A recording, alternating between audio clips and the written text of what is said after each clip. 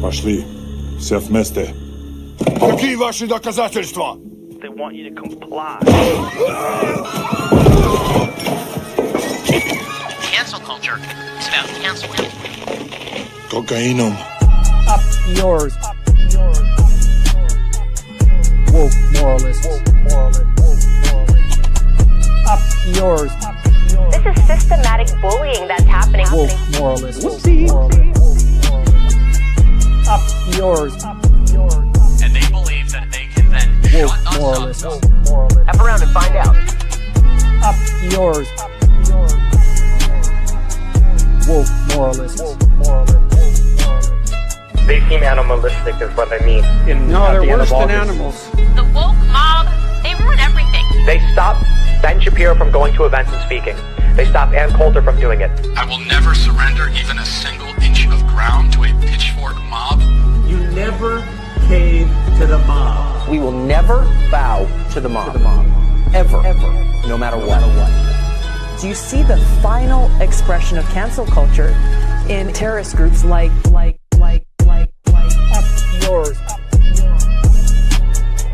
We'll see who cancels who. They want you to comply. Hello, friends. It's nice to see you all again. I am joined here today by secular Lefty, my good friend Nick. Nick, welcome to the program. Howdy. Thank you so much for having me. It's great to be here. Nice to have you on. You're a little bit frozen. At least I think you are from me. I don't know if everybody else can see, but you might need to refresh your camera or there we go. Okay. Sorry. Still moving things around and getting weird with getting familiar with the weird settings here. But Okay, yeah, you're coming in crystal clear now, so that's good. okay. Well, nice to have you. So we are supposed to have Rebecca and Ariana jump on later. Matt might come on later. There's a possibility he might miss. Lance is out. David might jump on. We haven't heard from him, though. So we're going to get rolling either way. So for those who don't know Secular Lefty, tell us what you do and what your channel is about. I know that some of my viewers are familiar with your work, but tell us what you do. Sure. So from the YouTube side of things, what I've been doing the past year and a half, been following the congressional races. So our federal U.S. government, the 435 House seats, our 100 Senate seats. Of course, not all of the Senate seats are up for election. But the main idea being, we've seen, go back, pick however many years, but, we'll say 10 years, going back to the Bernie Sanders movement, this attempt to try and get the Overton window shifted back to the left.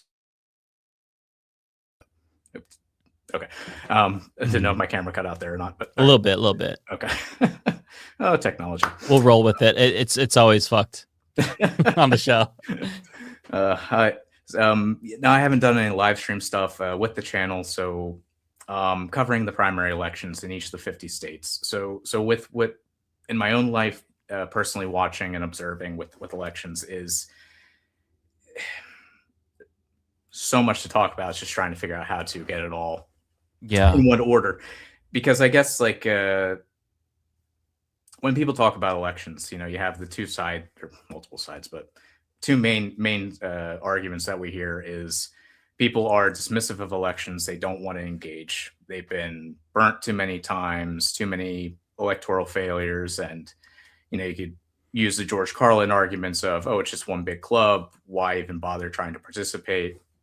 And what that's allowed to happen is, the establishment class, the Epstein class, the corporate class, you name it, they've been able to play the game unopposed, no opposition, and it's what we're everything we're dealing with now is culminated into just them concentrating that power over these years, and so it's we're over, we're working overtime, constantly struggling to make ends meet, and we don't have time to figure out, okay, so we got an election coming up, who's the most leftist or who's the best candidate that's actually looking into raising our wages, getting us a single payer healthcare system, go through the list, Green New Deal, et cetera, et cetera. And so what I've been trying to do is in my spare time and And again, I wish the channel was my main focus. It's my after work basically. But I made the choice to focus on this information, to share it in the hopes of providing another resource for people to go, I want to participate in elections. I want to move Canada. I want to move the Overton window left and get, more progressive candidates into Congress, like AOC, Rashida Tlaib, Elon Omar, and all of them. So just providing the information is hopefully something. With you my do own a great limited job time and with research. that. Yeah, no, you do a great job. It is a thankless job. And for those who don't know, when Nick and I were talking, he showed me this fucking giant document. It's an Excel sheet with just like all this information about primaries, whether or not the candidates are good or shitty. And it's so like what he's doing is so important because like you were saying, Nick, like it is really difficult to try to figure out who's good and who isn't as a leftist, because typically voters use information shortcuts. They look and they see, is there a D or an R? That's all I need to know. But for us, it's really not that easy, right? Like you see a D, but a little bit more, and we're digging in a little bit deeper. And I guess that's kind of another point where I was trying to apologize. I apologize to the audience. So I'm new to live streaming, and if any of you have seen my content, first, thank you for subscribing to the channel and checking it out, and I appreciate it. But yeah, I'm not great with this, so I hide behind a slideshow. You're fantastic at this. Stop it. You're fantastic at this. Oh, thank you. But anyway, back to the point. It's it's as you were saying, people don't look past the party. And it's that frustration and going back to 2016. And again, I don't want to be one of those leftists that's, oh, you just live in 2016. No, it's one, I'm 34. So I started becoming politically active at that time. I graduated high school in 2010, struggled to find a job to pay for an apartment to move out on my own and, kind of get established in that regard. Once I finally did, well, then it was, we had 8 years of Barack Obama, who not the greatest president, not the worst president, but the people who praise him are wrong to praise him. And then you have the racist Republicans that have their own problems. He was a corporatist centrist, and he led us to Donald Trump. And it's so frustrating to me that the liberals and the centrists, the Democratic blue MAGA cultists, they can't reconcile the fact that, don't you miss, the posts you see on social media, don't you miss Barack Obama and Joe Biden? No, they led us to Donald Trump. How do you not reconcile this fact that they weren't great presidents when they led us to where we are now? And so trying to identify what candidates aren't on the take of corporations that aren't going to sell us out, they'll say, we'll raise your wages, we'll, do X, Y, Z, and then they don't. So how do we avoid that? And hopefully that's something we're all moving towards, us on the left. Yeah, the goal is to get politicians who are actually going to change our material conditions. Because sure, Democrats, generally speaking, are much, much better than Republicans. But just not being Republicans is no longer good enough, as we've learned. We need people to actually change the system at the systemic level, so that way people are feeling better about their positions, so that way they can buy homes and cars. Because if people are materially deprived and they can't do shit with their lives, they have no, hopes for their future, then they're going to fall prey to fascist demagogues. I mean, I think that a lot of people now, this was more of I think maybe not necessarily an unpopular take, but a niche esoteric take from leftists. But after 2016, a lot of people were saying that, Trump was a symptom of the problem, right? People decided to opt for this obvious con man because things weren't going so well. The establishment wasn't working for them. So they figured, let's roll the dice with this dipshit because he's at least saying that he wants to change the system. And I don't know if I like the way that he wants to change the system, but he's saying he wants to change the system. So regardless, that's the case. And, you see the same thing like with the last election, where Donald Trump was pretty explicitly saying, I'm going to get rid of checks and balances. I'm going to be a pseudo dictator. Just on day one. Just on day one only, so he just one day. Turns out he's still a dictator. But people, they knew that he was a threat to democracy, but they're like, fuck it. Like, if authoritarianism is going to bring about more economic prosperity, let's roll the dice with that. So you have to prevent this. And the way you do that is by getting politicians that actually change the status quo. So that way we are not stuck with this perpetual death spiral of shitty Democrats and fascist Republicans. Hey, Ariana. Hi. How are you? So we're doing well. How are you doing? Where is everyone at? They should be coming. So Rebecca's supposed to come, and Matt might come later. So messy. Chat. Ew. Don't look at my, Ew, Ariana, really? Clean that now. Clean that up. No, I'm just kidding. I'm a type B queen, I fear. I'm sorry, guys. It's okay. Messy people are smarter, I hear. Ignore the room. Hopefully. I don't know. I'm so sorry. I do have an event tonight, so I will have to skedaddle. Finish, but I still wanted to come on because I miss you guys. I also was hanging out with Chris Malls, and he's coming on next week, and I promise you, I will drag him. I will drag him by his trousers if I have to. So, because we're not having another fiasco. So that's gonna be cool too. I'm excited for that. But hello, I'm sorry, I didn't mean to encroach on the conversation. Go on. No, we're here with Hello. Nick, secular lefty. So he's kind of like the election guru. He goes through and he catalogs all of the primaries, the dates, and he does this for free, just so people understand. It's for the love of the game. And he posts videos about the primaries taking place. And a lot of people need this information because sometimes you'll see like several Democrats running. You don't know who is the corporate Democrat, who is the progressive Democrat, and he does that. So, Nick, tell us the upcoming primaries, because there's a shit ton, and I can't keep track of them, but I know you have been. Tell us some upcoming primaries to keep track of. If you want. I don't know, is there... I guess I should have kind of asked earlier if I should have shared images with you or if there's a way to throw them on the screen for the audience. I'm not sure if you can throw them on screen.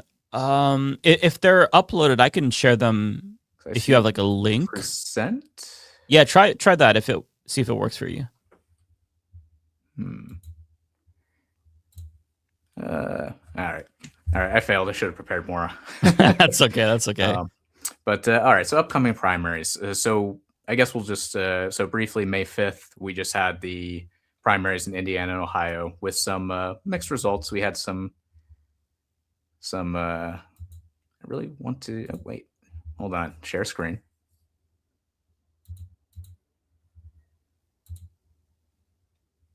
Apologies. No, you're good. If I can make this happen, I'm going to make it happen. There we go. Oh, all there we go. Okay. Hey, I think I'm doing the thing. All right. Everyone can see my computer now. But all right. So primaries, Indiana, Ohio, that just happened. And we had some victories. And I guess why not? We'll show up this is the fancy Excel sheet that Mike was like, bro, look at this. Earlier. This is wild. I got to figure out, I guess, because I see some people you can do like sharing on Google Docs. I don't know if you have to make an account or how that works. Once I figure that out, I'd be more than willing to share this so anyone can just, go grab it. Yeah. But, I guess the main thing here is, so yeah, here we go. Results. So Indiana, Ohio. Indiana had not. We had 4 wins out of the 6 that I selected as secular lefty approved candidates. And again, what that means is in a broader statement. And I guess let's pull up Nebraska. No, there's another one as well. No, yeah, Nebraska and West Virginia are the next ones on May 12th. Apologies. Again, scattered brain. Not really. No, this is so helpful. All right. So Nebraska, start with that. So again, talking about progressive policies, but again, what candidates are actually truthful in what they're saying, which ones are scammers, which ones are lying to you. It's all very difficult. And when it's not your main dedication, your main job, people don't have the time to look into that. And they're waiting to the last minute. Maybe they see an ad or they hear a name and they go off that. And one thing to help is there are certain groups out there. And I have them listed at the bottom of these slides in every video I do. I'm not associated with any of these groups. I haven't like reached out. Basically, I'm trying to give them free advertising. So if they don't want their name associated with these, then so be it. But you kind of base your endorsements or base who's the best on these endorsements from these. So these groups I have down at the bottom. So Our Revolution, for those not familiar, Our Revolution, that's Bernie Sanders' group. PAC, Peace, Accountability and Leadership PAC, that's a new one created this year. They've endorsed Rashida Tlaib, Ilhan Omar, a lot of the squad members, basically. Justice Democrats, the group formed several years ago, back in 2018. That was with Secular Talks Kyle Kulinski and Cenk Uygur started back then. Of course, both of them are no longer with the group, and I'll move on before going back to them. Track AIPAC, they're a simple one issue kind of group. They're just tracking which politicians are taking money from the Israeli lobby and are funding the genocide of Gaza and Palestine. Citizens Impeachment is a great group. Again, one goal, but the most important and primary goal, which is such a disappointment of our current Congress members, the lack of spine, the just countless dozens of impeachable offenses that have taken place. Trump's not been impeached. Citizens Impeachment is a group that is, like myself, looking into candidates, and their main goal is, will this candidate support impeachment on day one, if elected and when sworn in? So that's a big one for me. I trust a lot of their research into candidates. Leaders We Deserve, that's David Hogg's group. No Dem Left Behind, that's not really a great one. Actually, in later slides, you'll see it switched out with DSA, Democratic. Oh, okay, good choice. I guess just a quick side, I didn't include them before because they weren't endorsing candidates federally before. They actually just recently started. They endorsed Oliver Larkin in Florida's 21st district, and they just recently endorsed Chris Rabb running in Pennsylvania's 3rd district. So they're starting to do some more national endorsements, which is great to see. Working Families Party, Sunrise Movement, and Progressive Victory, just to finish out the list. Sunrise Movement, they care about the Green New Deal. Working Family Party, again, just another. Well, I guess to Working Families Party credit, they're an actual political party. I don't know like the full history. I know they like started more in New York, started running alongside with Democrats and trying to build up power at the local and state level. But again, they're also now doing more federal endorsements. Anyway, so all of that, those 10 groups are kind of my trusted go-tos. If they have endorsements in the states that I'm looking at, that I'm reviewing, then great. I can already start with them and go, these candidates are backed by groups XYZ. I can move on to the next seat and start doing more research. Can you go back to that list of all of the dates of the primaries coming up? Oh, sure. Because so the upcoming ones for the month. So there's 4 different primaries coming up. 9 more for this month. So Nebraska and West Virginia are the next states. Louisiana. So this upcoming Tuesday on the 12th. On the 16th, on Saturday, because why not? Why not have an election on a Saturday? I mean, actually, that makes sense. Better idea. But Louisiana, for those who aren't aware, so we had that recent Supreme Court decision that cut out sections of the Voting Rights Act. And the particular decision was based on Louisiana's map. So basically, the same day or the day after, the governor, was it Brian Kemp? No, someone else. Oh, Louisiana. That's I don't know. I was gonna say Kay Ivey, the burp queen, but she's Alabama's governor. So Jeffrey Landry. That's it. Oh, okay. That's the MAGA piece of shit. Right. So Landry, immediately the next, whenever the Supreme Court decision happened, immediately thereafter says, okay, for the House seats in Louisiana, we're canceling the primary election. Yeah. Every other election still happening on Saturday, but for the House seats and for sadly the 3 approved candidates, so we had Lauren Jewett in the 1st, Conrad Cable in the 4th, which is Mike Johnson's district, and Jesse Fleenor in the 5th district. Who knows when we can, the people in Louisiana, who knows when they can go vote for those candidates now. And again, same with the other House candidates.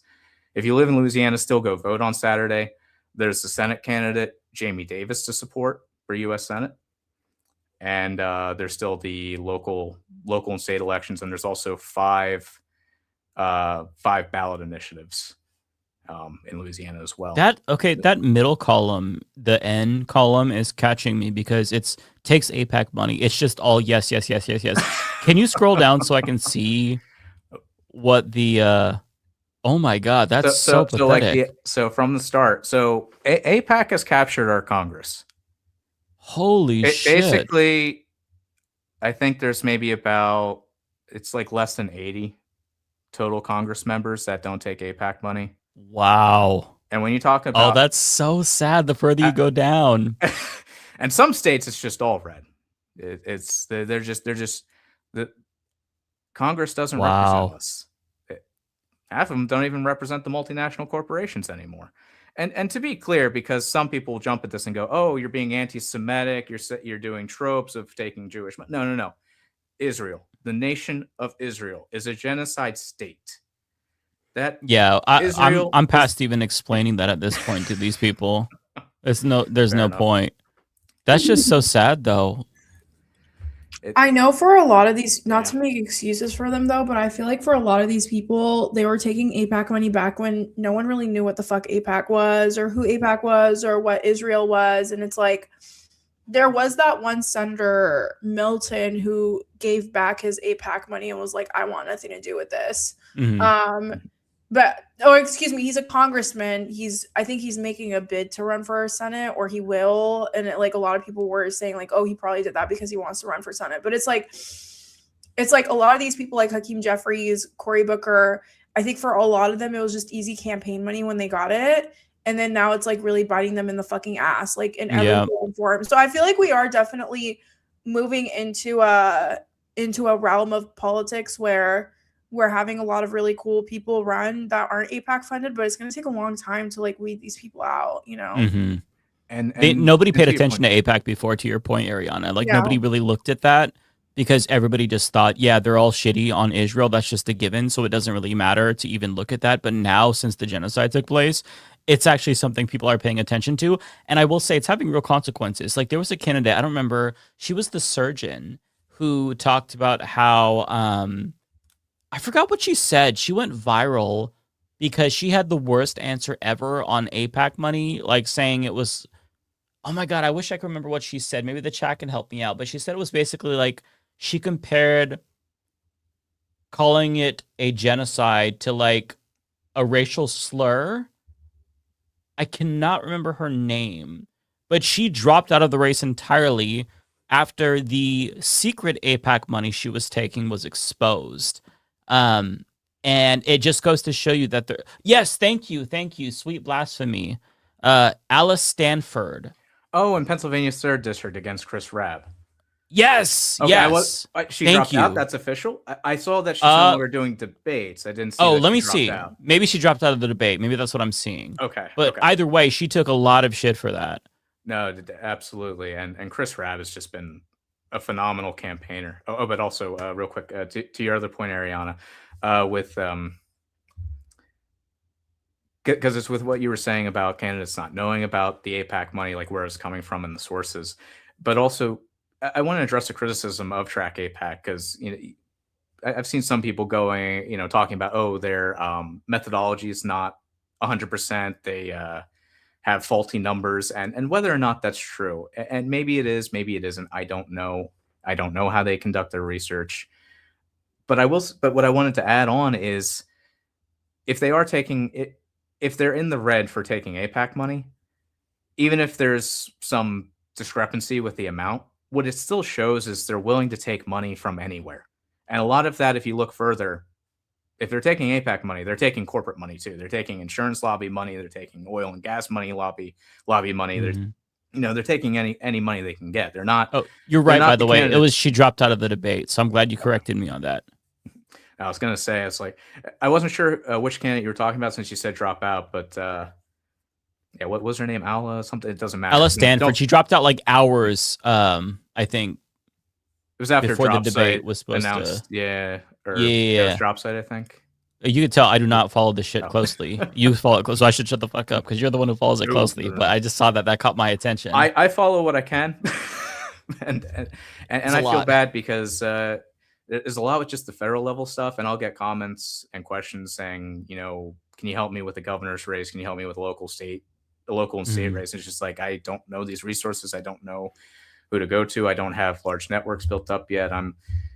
For my entire adult life, I've been one of those people that I wake up, I go to work, maybe I go to the grocery store, and I go back home, and I limit my interactions. And then COVID happened, and it made it even worse because I was already more than happy to cancel plans and hide right before COVID, and then after COVID made it worse. And the past 2-3 years now, I've been trying to better myself and kind of get out of that isolationist mindset, and trying to get out there and talk with people and do things like this. And even in my video in Pennsylvania, I went to a town hall earlier in the year, and that's the other thing too with the videos and the work I do is it's very easy to look at websites and look at candidates that regard. The next step though is you have to go out and interact with candidates. If candidates aren't hosting events, then that's just a red flag that they're not a candidate that you should probably be supporting if they're not even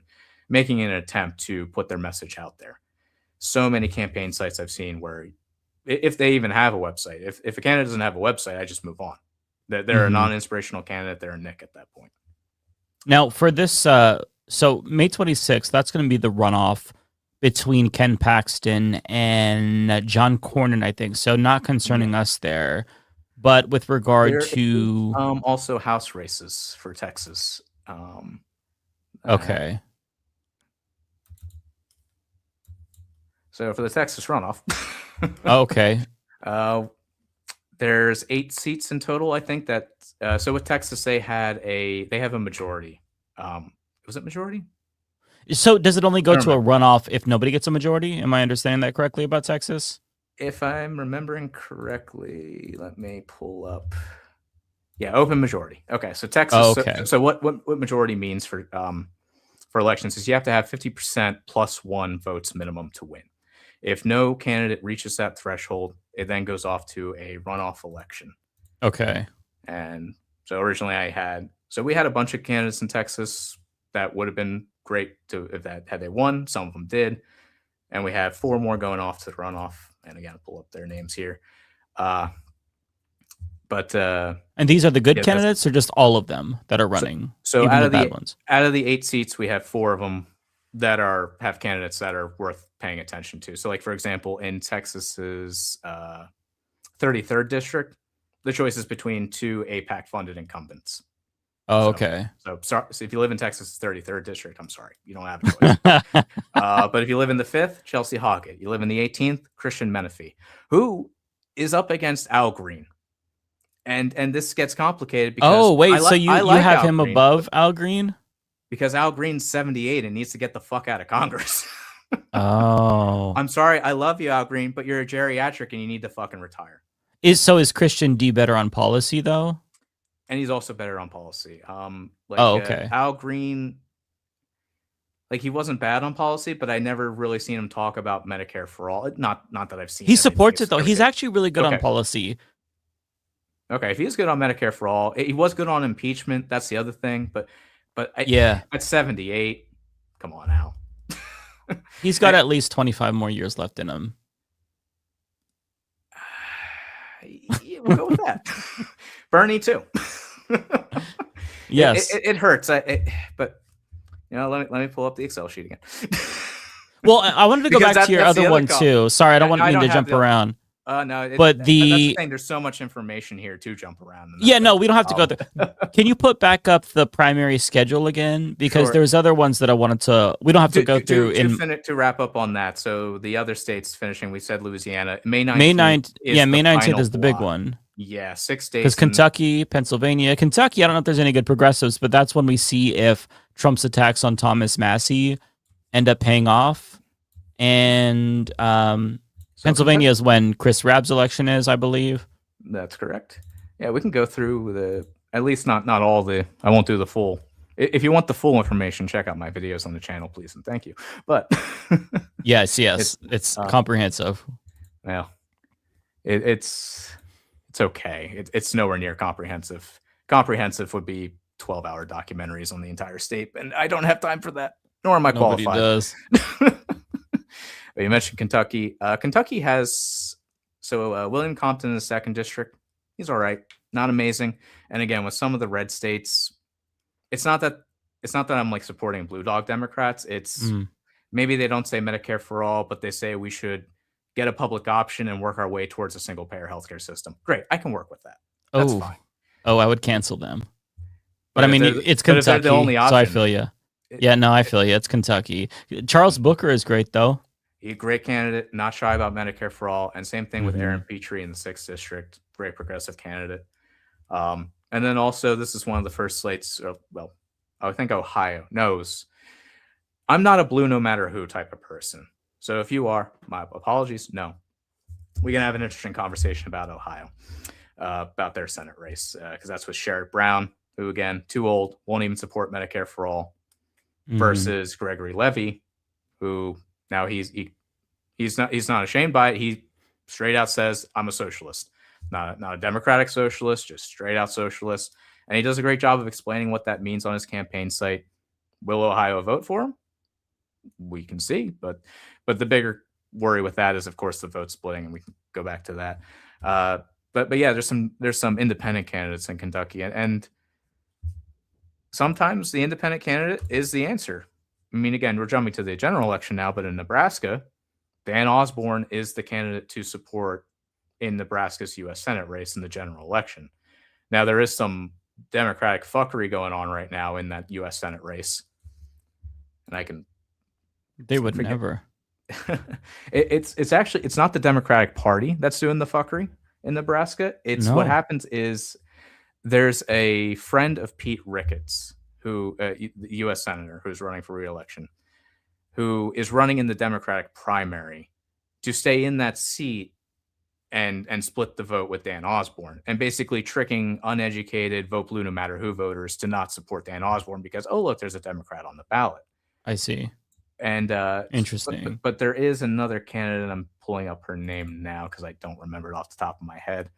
Because it's not that she's approved, it's that as long as she makes it past the here we go. So it's Cindy Burbank in Nebraska's U.S. Senate race. And she's giving it straight. Vote for me so I can drop out in the general election. And so hopefully Democratic voters in Nebraska.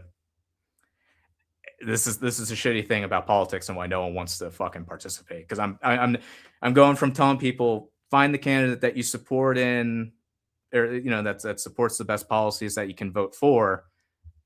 And now in Nebraska, I'm telling you, go vote for this candidate so she can drop out. And this is why no one wants to fucking deal with politics. And I hear you on that, but yeah, that's really. So she's basically, so let me see if I get this right, if I'm understanding correctly. She's trying to get the nomination so she can drop out, so that way there is no Democratic spoiler for Dan Osborne. Is that correct? Correct. Yep. She's running just to clear the field. She was originally going to drop out to start with. There wasn't even going to be a primary. And in 2024, there wasn't. The Democrats didn't even put up a candidate. And Dan Osborne ran against the other U.S. senator in Nebraska. Who the hell is that? Deb Fischer, and geriatric Deb Fischer, by the way. Hey, Rebecca. Hi. Nice to see you. Nice to see you guys too. I think your microphone is coming from the laptop. Big stick. There we go. So we're talking about primaries with Nick here, secular lefty. The last one, Nick, that I wanted you to go through before we end the presentation is, can you just pull up your little slide for Georgia if you have one? Because Sam in the chat wanted to know your thoughts. If you have one. If you don't, that's okay. See, I don't have a slide for Georgia, but I can see how much information I have for Georgia. I have this in alphabetical order, and I still... some reason. Oh no, wait, no, that's right. Oh yeah, Georgia, I did review. That's right. I can't. Here's some lore from Kowalski real quick. He ran against Deb Fischer in the 2024 senatorial primary for the Republican Party. He got 20% of the vote. Love that. Oh no, that's the when we were talking before. That was one of the things I found in my research, but he didn't want me talking about it. Oh, okay. That's funny. Because Cost over 100,000 and only spent 1,500. Love that. There we are. So in Georgia, so their primaries with the May 19th block. Amanda Hollowell in the 1st district, Case Norton for the 7th district, Caitlin Gagan for the 9th district, Bree Woodson for the 12th district, and Everton Blair for the Georgia's 13th district, who coincidentally, that was the seat held by 80-year-old David Scott, who just died and dropped dead on April 22nd.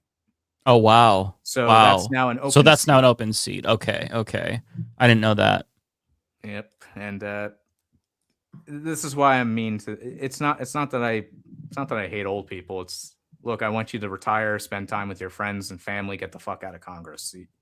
Because now the 13th district and in every district, because again, there's been five U.S. House members that have died during the tenure of the 119th Congress.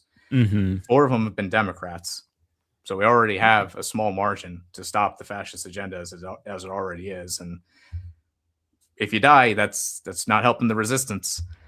But with that being said, listen, people know my history. I love old people. I'll stand 10 toes down with them and their right to stay in Congress until they die. So then we just got to get age limits passed.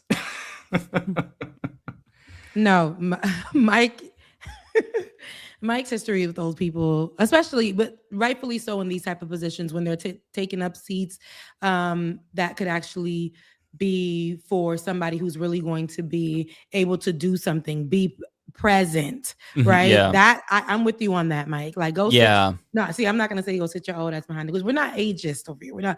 We don't do that. Mike probably, he'll say I don't do that. But are they really? If you're older than 75 and you're working, I'm ageist too. Like, get the fuck out. It's like, just, but here's my issue: because are they really there if they're even in Congress? Because I forget the Congresswoman's name, but she was missing for several months and they found her in a nursing home. Yes, and then you also have Dianne Feinstein years back who died in office. Oh my god, I forgot about her. Mm-hmm. Yeah. There's a lot of people that die in office. You know what? No, she's dead. Let me not. Ariana, it's perfectly fine. Say it. You I'm see, curious what Mike you're say it. We're not into censorship and cancel culture. We say what we want to say. Bro, that picture of her getting wheeled into Congress is grained in my brain. It looked like one of those spirit skeletons. I was like, oh my god, we are so cooked. The video of Mitch McConnell falling down when somebody asks him a question straight up lives in my head rent free. It is so hilarious. Those where they're right? barely able to show up for work, they're barely able to do anything, they're barely able to put sentences together because they're older, they're elderly now, and they have to get help, care, assistance, home health aides. Right, they need to be in a members. Retirement house, not the House of Absolutely. Representatives. Yeah. So this one is for this is Oregon, and okay, Secular Lefty. I'll pull this down here. So you have, just so everybody knows, you have comprehensive breakdowns of these primaries on your YouTube channel. Everybody go subscribe. It's Secular Lefty on YouTube. He releases these not for every single primary because, again, he still has a 9-to-5. This is a passion project, and it takes a lot of time, I'd imagine. I wish I could do stay in local. California is the next state coming up. I just finished that literally the other night. They have 52 House seats, but hopefully this weekend or early next week, take a look out for that video. But that's a lot of work. So definitely subscribe to Secular Lefty. Are you on any other social media platforms? Sure. So Blue Sky is the main one where I do more follow-up work. I am on Twitter, but that was more of a just to get my name on there. I don't really have much engagement on there. I don't blame you. It's disgusting on Twitter. It makes me feel dirty having it. But if you give me a follow and retweet some things, help the account grow some followers on there, that'd probably be helpful. Just again, it's not for me. It's not about getting my numbers up. It's about getting these candidates' names out there because I put out these infographics, and if you can't donate, at least you can get their name out there and give them some visibility. And that's what these candidates need more than anything, especially when they're grassroots, when they're not taking corporate PAC money and they need our help. We always constantly say, we always want to support these leftist candidates, but if we wait till the general election and don't support them in the primary, it's too late. They're not there. They lost. Yeah, exactly. If you are sick and tired of the Democratic Party not fighting, then you need to actually vote in primaries. Primary turnouts very low. One more note on that too, and because the other issue is closed primaries. Right. Because the other issue on the left, and it's to our left a lot of the times, don't support the Democratic Party, don't be a part of it. Well, for all of us that supported Bernie Sanders in 2016, I live in Pennsylvania. We're a closed primary state. So many people I know, it's just like, oh yeah, I would have loved to vote for Bernie Sanders. Did you vote for him in the primary? No, I'm an independent, or no, I'm not registered.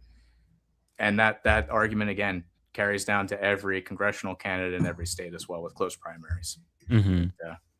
Yeah. So, well, thanks for the information though, Nick. I appreciate that. We might bring you back for future primaries whenever there's some big ones coming up, just so you can give us the rundown and whatnot. But thank you so much for coming on and dropping all of this knowledge on us. It's a little overwhelming, but I appreciate you putting it all into like a document with pretty graphics so that way we could just see it all. That is very helpful, honestly. So thank you. The graphics are more appealing than the spreadsheet. I definitely. Although the spreadsheet is helpful too. Yeah. Well, thank you all again for having me on. It's been great. And yes, you have a good day, Nick. Take care. All right. Bye-bye. Oh man, I came in late. That's okay. So soon, so I'm glad you came, Rebecca. But I thought it's so funny. Kowalski in the chat was like, I miss depressed winter Ariana who would stay on stream until like 1 a.m. And I'm like, you know what? Is that what it was? There's some truth to it. I was depressed and I was not outside. So yes. I will say though, guys, it's election year. I'm in New York City. There's a lot of like election related events that happen literally every night that I'm at. So I am outside, but a lot of the time it's for work. But I'll be here next week with Chris Moss. So no, we love it. We love it. Booked and busy, honey. Go out there. You're doing something good. So how's work? I'm seeing the background is changing. I know you finally finished your all that crap that you had to deal with moving, like the worst thing ever on the planet. I hate moving. So I'm in a new space. It's bigger. It's just too much echoey. I know you guys can hear it right now. Trying to fill it up, one by one. But I finally got some chairs to be able to sit here. I got my couch, but I got some, nice. Some chairs to sit here and try to make it a thing. Am I getting used to it? Absolutely. I'm trying to really figure out the feng shui and do all the things. But work is cute. I don't know if they gon'. It's like, it's hard to really, when you have a background in journalism and all they have to do is Google you. And then it's like, you're that. You talk about, will that be problematic for our company? Those conversations start happening, but everything is really cool. Like everything is good. God has been good. I'm back. This was really the hold up here. Cause where was I going to record or those type of things?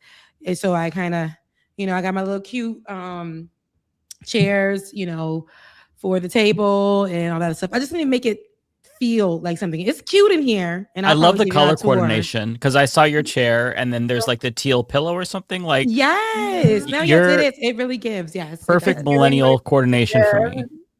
Wait till y'all see when I'll probably do like a cute little. You guys will really like it in here. I'll do a cute little tour in here, but once I get it together, because right now I'm just trying to figure it out. But we'll get it together. But it's good to see you, Ariana. I've been seeing you online.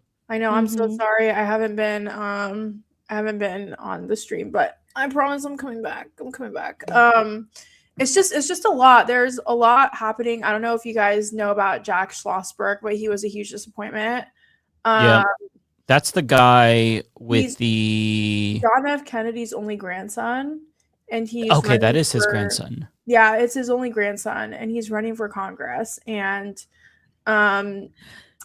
he's the one that was trying to run for, what was it before? Didn't he try to run for something else before? I think this is the only time I know he's ran. He spoke at the DNC. He's always been like somewhat politically active, but from what I know, I don't know. I could be wrong though. But we're mutuals. And he did an interview with he did an interview on a podcast, basically said that he supports Israel. He would support the funding of the Iron Dome. They have his unequivocal support. I messaged him and I was like, I really need you to, because we're mutuals. I was like, I really need you to reconsider this. Did not respond to me. Then Crackhead Barney ran into him on the street I saw that. That was a fucking shit show. So now everyone calls him AIPAC Jack in his.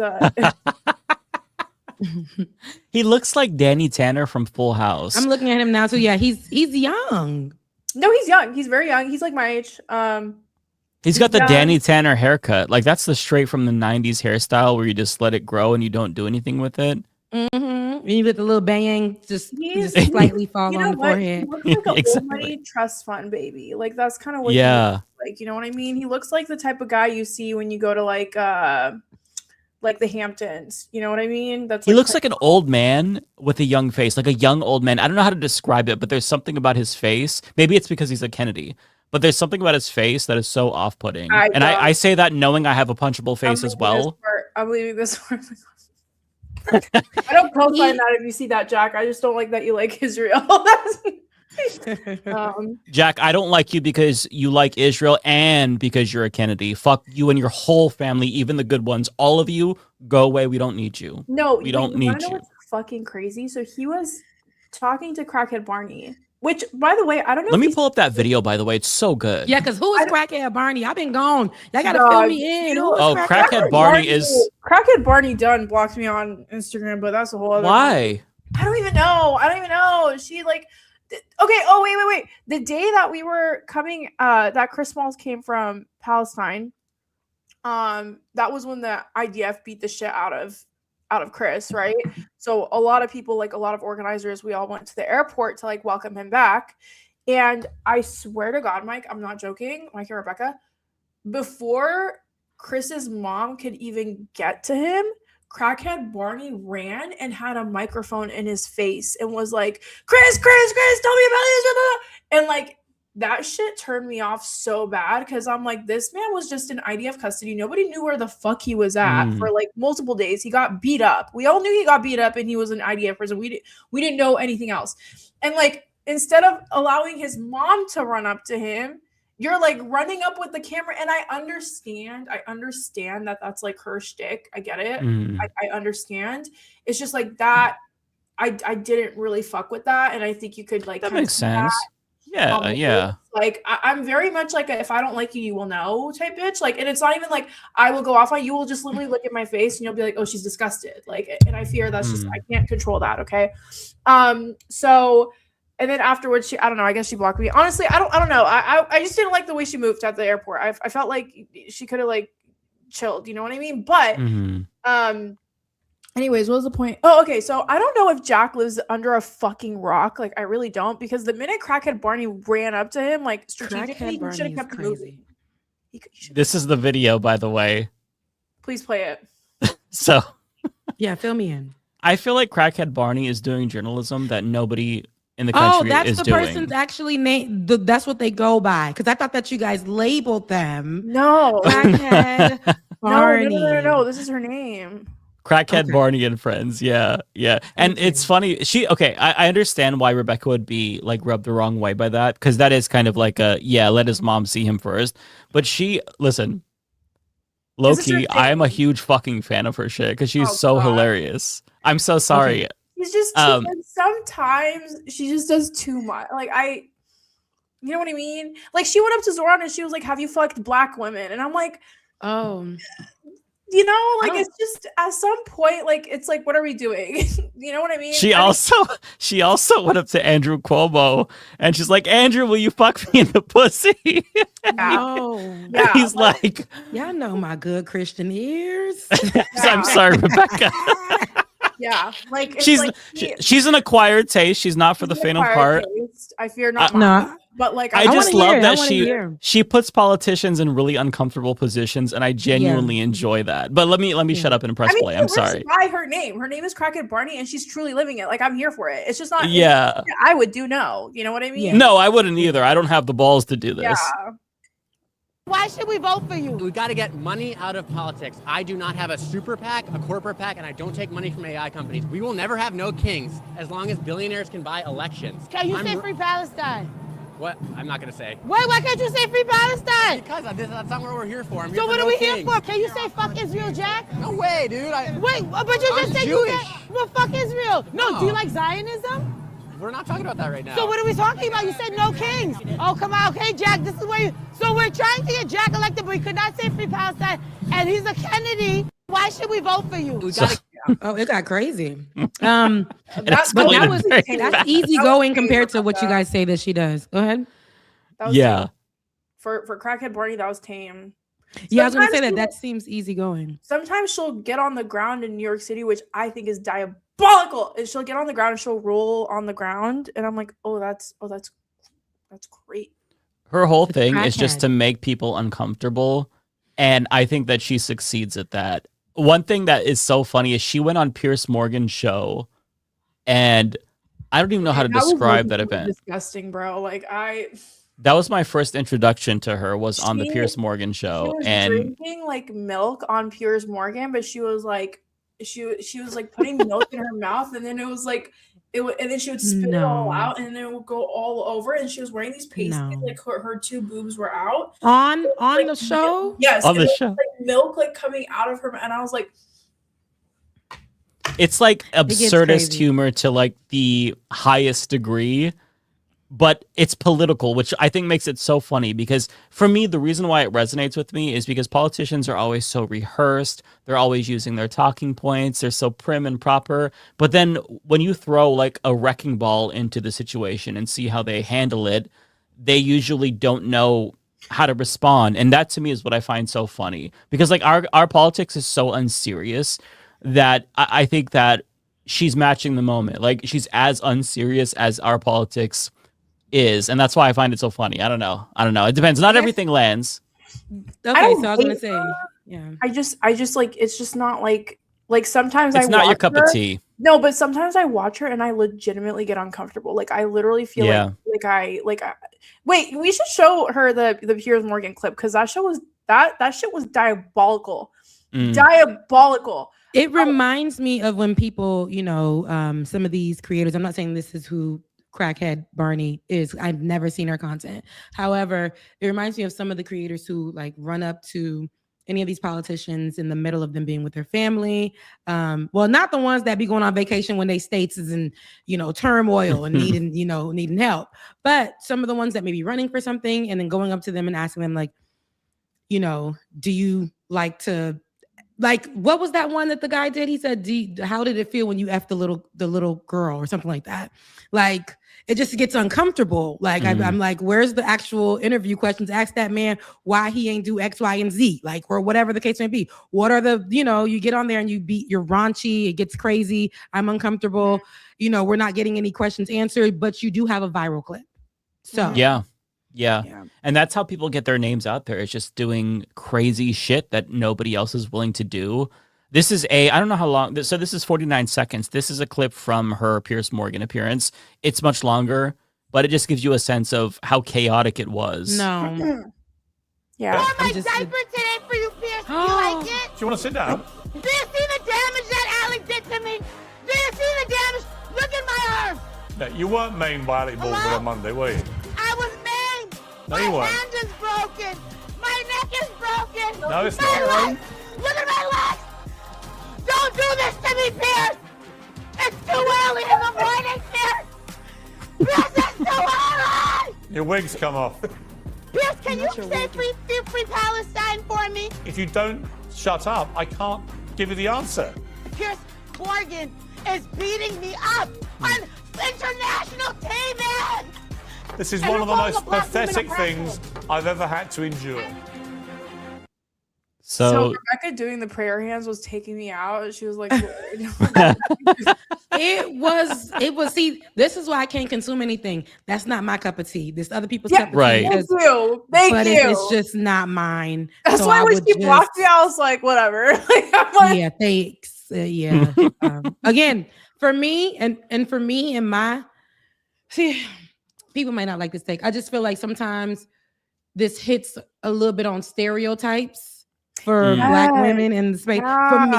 And I, so when I'm looking at it, that is insane, but I understand that it could be satire and they're going for Dave Chappelle being on crack in the plays and stuff. Okay, whatever. That's the skits, right? For the show, right?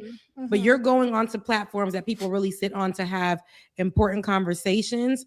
And then you're hitting these stereotypes to me, and again, not my cup of tea. I don't watch it. Don't know the girl, but it's not for me. But yeah, I understand that for sure. It's a lot. It's a lot to look at.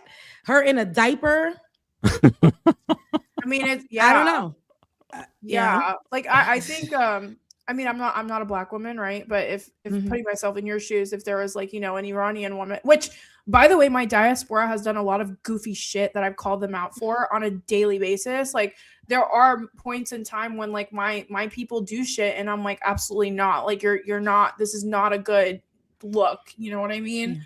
Like when they go out with Israel flags or like, I'm just like, absolutely not. Like I don't appreciate it. So I totally get where you're coming from. And it's just like, I'm not black and I feel uncomfortable watching her shit sometimes. You know what I mean? I understand it just from a different level, like not the racial level, but as the LGBT level. Like when I was watching the movie Bros, I was going through, I was face palming. I'm like, oh my God. You're like, as a queer man.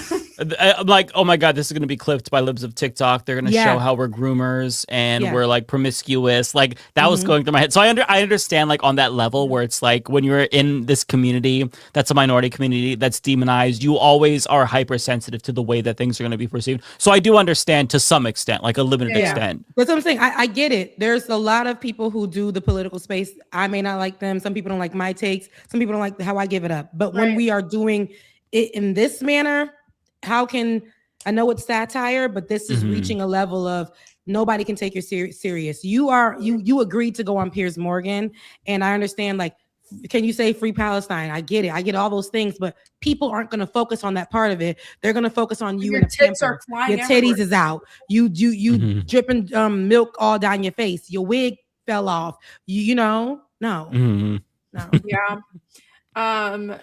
Yeah. So and it's very interesting because like I'm in a lot of these spaces with like leftist creators and like I never see her outside of like the events that are very much like outside and like everyone is invited to. I don't think she's really before there was like a Vice documentary that I watched about her. I watched that too. She's an outsider for sure. Yeah, she's not really like, from my understanding, is she doesn't view herself as a political commentator. She just views herself as a comedian first, and the politics are only like tangentially related, but the goal is to basically get a rise out of people. That's like the way that I'm paraphrasing what she said, but like that was the way that she explained it. I think if I'm remembering correctly, her mom was interviewed too and was like, I don't support what she's doing. I don't like that she does this. Well, she's African. Like I believe she's Nigerian or something. No, yeah, she was really upset. Saying. Yeah. And then you're part of the real diaspora. And like that's also, I'm a part of the diaspora. Seeing it gets crazy because then it starts a division because people are gonna be like, that's not stereotypical, and that's not how we are out here. It gets weird. It gets in the diaspora wars against the American born ones and the ones from it gets crazy. Release me. I don't ever want to see that kind of content again. Yeah. Yeah, no, I understand that. Yeah. So yeah. For sure. Jack was such a disappointment though, because like, and also it's like and I made a video about this, the irony of I would argue that there's a couple of families, in my opinion, that would be the equivalent to like American royalty, right? I would say like probably the Kardashians, probably the Schwarzeneggers, which by the way, the Schwarzeneggers married into the Kennedys. A couple of them. Did they really? Yeah, really? Oh, I didn't know this. Yeah. So one of the actors on the latest season of White Lotus, he's half Kennedy and half Schwarzenegger. What? I didn't know this. Yeah. And then the Kennedys. So I think the Schwarzeneggers, Kennedys, and the Kardashians are like the three families that are the most equivalent to like what I would perceive as like a royal American like monarch family, like the equivalent of like the Queen and the King in Britain, right? And the Trumps too. You got to add them. Yeah, the Trumps too. And it's like for you to be standing there at a No Kings protest and saying like, no kings, no kings, no kings. We can't have kings as a Kennedy. Right. And then you're like, oh, well, I'm Jewish. First of all, nobody gives a fuck if you're Jewish or not. Like, that wasn't the fucking question. The question was, are you in that specific context, are you a Zionist or not? That's a fundamentalist belief. It has nothing to do with your religion or your ethnic religion, right? But going beyond that, if someone asks me, hey, Ari, do you support Al-Qaeda? I'm not going to be like, well, I'm Muslim, so. Right. You know? No, it's like, okay, sure, I'm Muslim, but do I support extremist fundamentalist ideas? No, right? It's like, and this like conflation, first of all, him having the balls to run for Congress under being a Kennedy, knowing that he's a Kennedy, having all of that clout and all of that institutional support, yapping about no kings, no kings, no kings, and then you're like, oh, well, I support Israel, I'm Jewish. Like, go fuck yourself. Honestly, it was like the biggest turnoff for me ever. And now that's huge. It's crazy. It's like either you have no self-awareness, you're stupid, or you just don't care. And I think it's all of the above. I was gonna say from that, interview that you guys showed, it does give all of the above. But it shows which side the person stands on. I think politically protected, that kind of thing, trying to walk the line without choosing a side, but clearly choosing one. This has nothing to do with, this is like, we want to ride for you. We want to make sure that you care about the issues that are a part of what a lot of people in government are doing right now. They have blood on their hands. How are you going to be able to back this? How are you going to be able to support this? Why are you telling us that you do support the ops? Because you got a little bloodline? Like, there's one bad thing. There's a bad thing. Talk about it. Don't be like, well, that's not what I'm here for. Right. That doesn't help. It's like yes or no. Yeah, absolutely.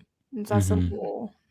Yeah, and his commentary is so outdated on the issue. Like, he's still talking as if there hasn't been a genocide that took place. He's still pretending like this is the early 2020s. Things have changed. And if you can't adapt to the new political reality, you are absolutely not qualified to be in Congress. I don't care if your last name is Kennedy. I don't care if your last name is fucking Trump. It doesn't matter who you are. Fuck off. I'm so sick of these people. Naturally, they're always going to try to act like that's to deflect or to act like this is brand. What happened? No. Right. No. Playing stupid. No. Yeah. Come on. We what we're trying to do really is good for the world. Like, no, the world is great. America's actually good. That has nothing to do with nothing. Sir, do you know what's going on out in these countries where America has infiltrated, murdered folks, in the Middle East? We're talking about this currently going on right now. Are you able to say that those things are happening? Are you able to discuss that? Are you able to say, and they're like, what I do know is that America is a great country. This ain't that. Read the room. This is not that. Read the room. It's exhausting.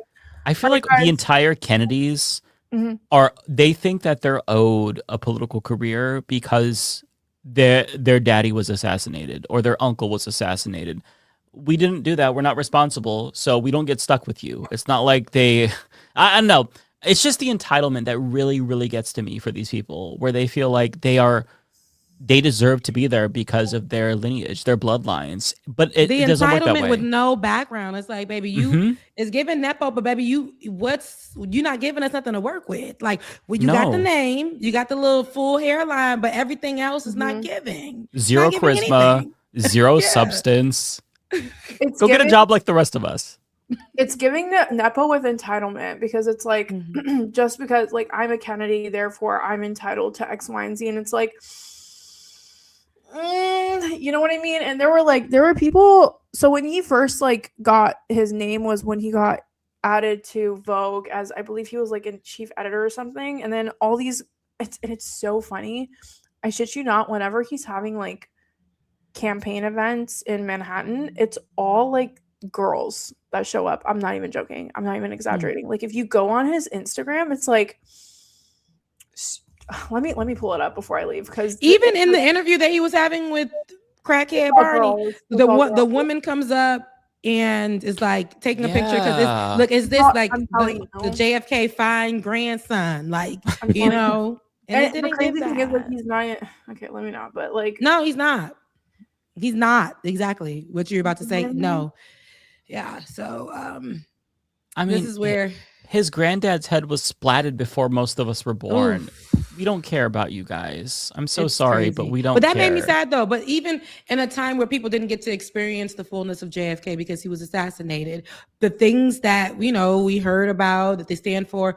If you're going to go behind the and be in the family lineage, bring that. Come around with that. And so I think the women who are viewing JFK or a part of family members who loved JFK, they thinking that this is adjacent and it's not given that. Right. Yeah. I sent it into before I go, can we talk about how fucked we are with hantavirus and Robert Jr., like his uncle? Because like we're fucked, dog. Like I actually have some hopium for that. I have some hopium for you. That's crazy. I don't actually think we're fucked. That's crazy. But this is the picture. Yeah, this is. See what I mean? It's like giving. No, but you gotta scroll. It's like it's giving very much like. Why do they have a care crush about on this guy? He's a hottie, right? He's what people are like, full head of hair. People think that he's attractive. Am I just out of touch with the youth? Oh, dude, there were like TikTok. There were TikTok cams of him like everywhere. Like people were making like to Lana Del Rey music.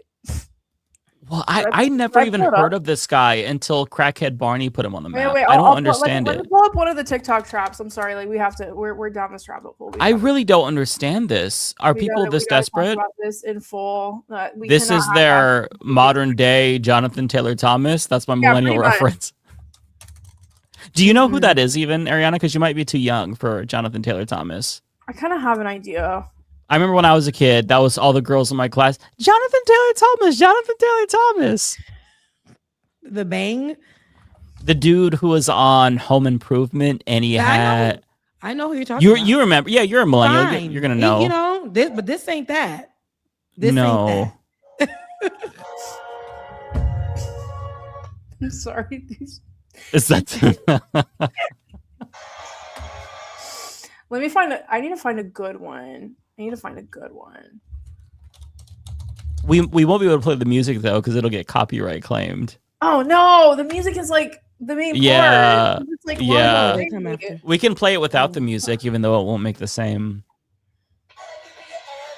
All right, give me 2 seconds. Let me cook here. Okay, I got it. I hate the compilations people make of politicians. Can I just say, like, this is a very cringe. Like, never mind. I'm going to shut up because I'm going to be mean. You got to mute it, though, because it's about to be Lana Del Rey. Whoever drew this, they're very clearly talented, but it's not a flattering picture. He looks like a horse. There's a lot happening right now. We have to really... Napoleon Dynamite. I mean, I'm so sorry. That picture I couldn't do any better. No, that picture is crazy. I see the vision. I see what they were going for. I see the vision. Right. Nah, dude on The Breakfast Club was fine if we're talking about the movie. Like, he's a handsome guy on The Breakfast Club movie. This ain't that. Okay, he's not oogly. He just is not. Oh, okay. I'm sorry. I didn't. No, his grandfather was fine. He's that's what I'm saying. They're trying to. So this is a compilation of him. It's like a fan cam. So there's some moments where it's like, I hate this shit. And then it goes to. What are the comments saying? Or let me just play a little bit. Oh God, I can't take this. Can we see? There was a time in his life there was something going on there. Like, it was like, you were getting somewhere. I'm sorry. The top comment saying, "I'm ready to be a Kennedy. I can take it." Oh God. Oh, why, people? I need him religiously. Jackie's hair genes carried. You're actually right because she had a good hairline. They did carry. This is from 2024. They were following this random Kennedy. I don't unite understand America. Yeah, so his big debut was at the DNC, and then all the girls started flocking over him. There's just something about dark hair. He looks like Dennis Reynolds. Older than me, but I'm from a poor, broken home. We would never work. What is wrong with people? In the comments barking, barking, dude. Husband material, forbidden fruit, the dimples. My God. Okay. This is why I hate America. The girls in the comments saying forbidden fruit. We're done. We're done. We're so cooked as a country. It's so funny because he's like the most basic looking white boy ever, but it's like, oh, forbidden fruit. Like I fear we have men in the chat that look better than him. Like, get him in the office right now, bro. I can't take it. People, America, can we just try to be normal? Just a little bit more normal? The girls are barking in the chat. Before I go, please gander me in this, okay? So we're gonna talk about RFK Jr. real quick because listen, I'm not actually worried about hantavirus, but like we're gonna be a little satirical, okay? Okay. So I don't know. Do you guys know about RFK Jr. and his lore with dead animals? Yes. Okay. So you guys know how he blendered like a mouse in his kitchen and how he had roadkill in his fridge. Mm-hmm. He took a whale carcass, cut off the penis of the raccoon. We all know about this, right? Yes. Okay. So hantavirus comes from rodents. Their droppings. Oh no, I see where you're going with this. Or whatever. Tell me why. Okay, first of all, I'm surprised that hantavirus didn't come from RFK Jr. himself, given his affinity with dead animals. But tell me why this motherfucker posted this picture 4 days before hantavirus came out. Dog, this man saw a bird in the airport. Are you kidding me? He grabbed it? Yeah, he just grabbed it. And then he took a picture of it. Why would he do this? How was he able to get it? I see birds in the airport. What? How is this even real? The bird's like, he looks like unhand me and let me take flight, sir, and go on yours. Unhand me right now. Why?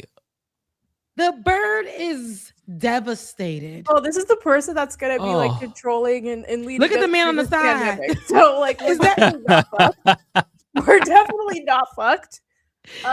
The man on the side's like, Like, I'm not touching this motherfucker.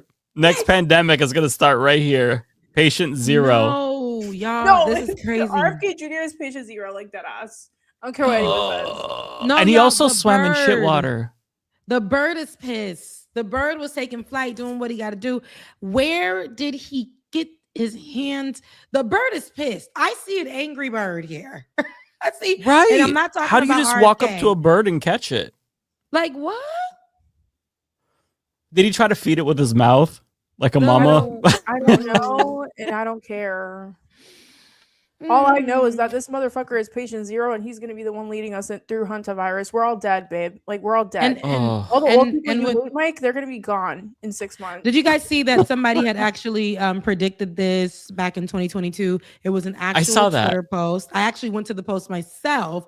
You know, I don't even use Twitter, but I went on there to see if that was real, and it is an actual post from 2022. Somebody said a 2020 COVID, and then they put 2026.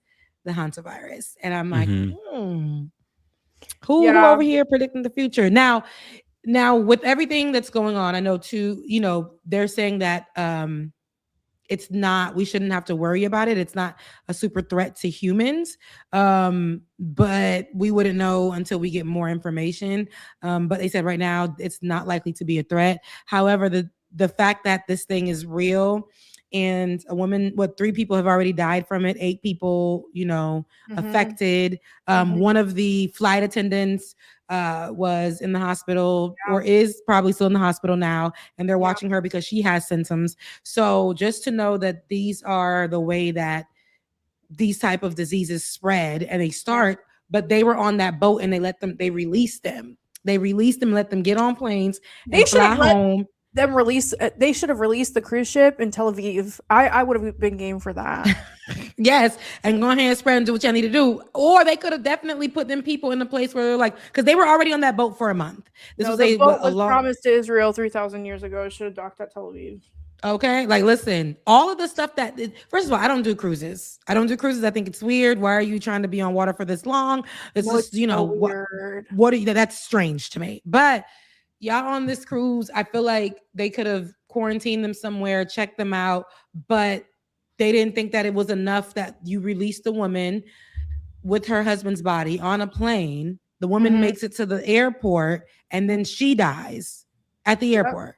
Yep. So yeah, I didn't think that was like a red flag to release everybody and then put them in a possible predicament, because you don't even know how long the incubation period could be, 1 week to 8 weeks. And of course, this is according to the WHO, but we don't even have information coming to us directly where everybody can receive it, because Donald Trump said F the CDC, F everybody who gives the correct information. So we're having to like go on their sites or whatever. And the information is coming delayed on mainstream media.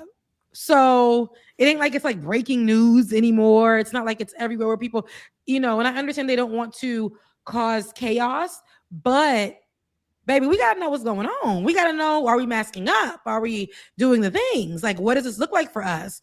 Because I ain't never heard of this. And the fact that it's real and people have already died from it, and you guys aren't sure about the incubation period. The WHO is having to monitor each person, or follow if they can, each person who was on, you know, the cruise, see what flights they took, track that down, see if these people are having any symptoms during this time from now until what the 8-week period, to see what that's like. It's, you know, who is this? Somebody I was walking with in the grocery store? Is it somebody, you know, I was running alongside on the trail? You know, I was sitting next to at a restaurant? I like to go to raves. So if this thing actually, I'm cooked. If this thing is actually real, I'm just kidding. Honestly, if this thing is real, I'm probably going to go back to Winter Ari and I'll become a recluse. Y'all, I remember those days for myself. Guys, another pandemic with Trump. Yeah. But I don't know if we're going that route, but that is very scary. No, to have to endure that. Yeah. But to be honest, the havoc that we wreak on the world in general, I'm just like, you know what, America fundamentally as an idea, like we low-key kind of like, I get it. I get karma's doing its thing. I get it. I just really wish it was at least under a Democratic leadership where we didn't fire the whole entire CDC and have RFK Jr.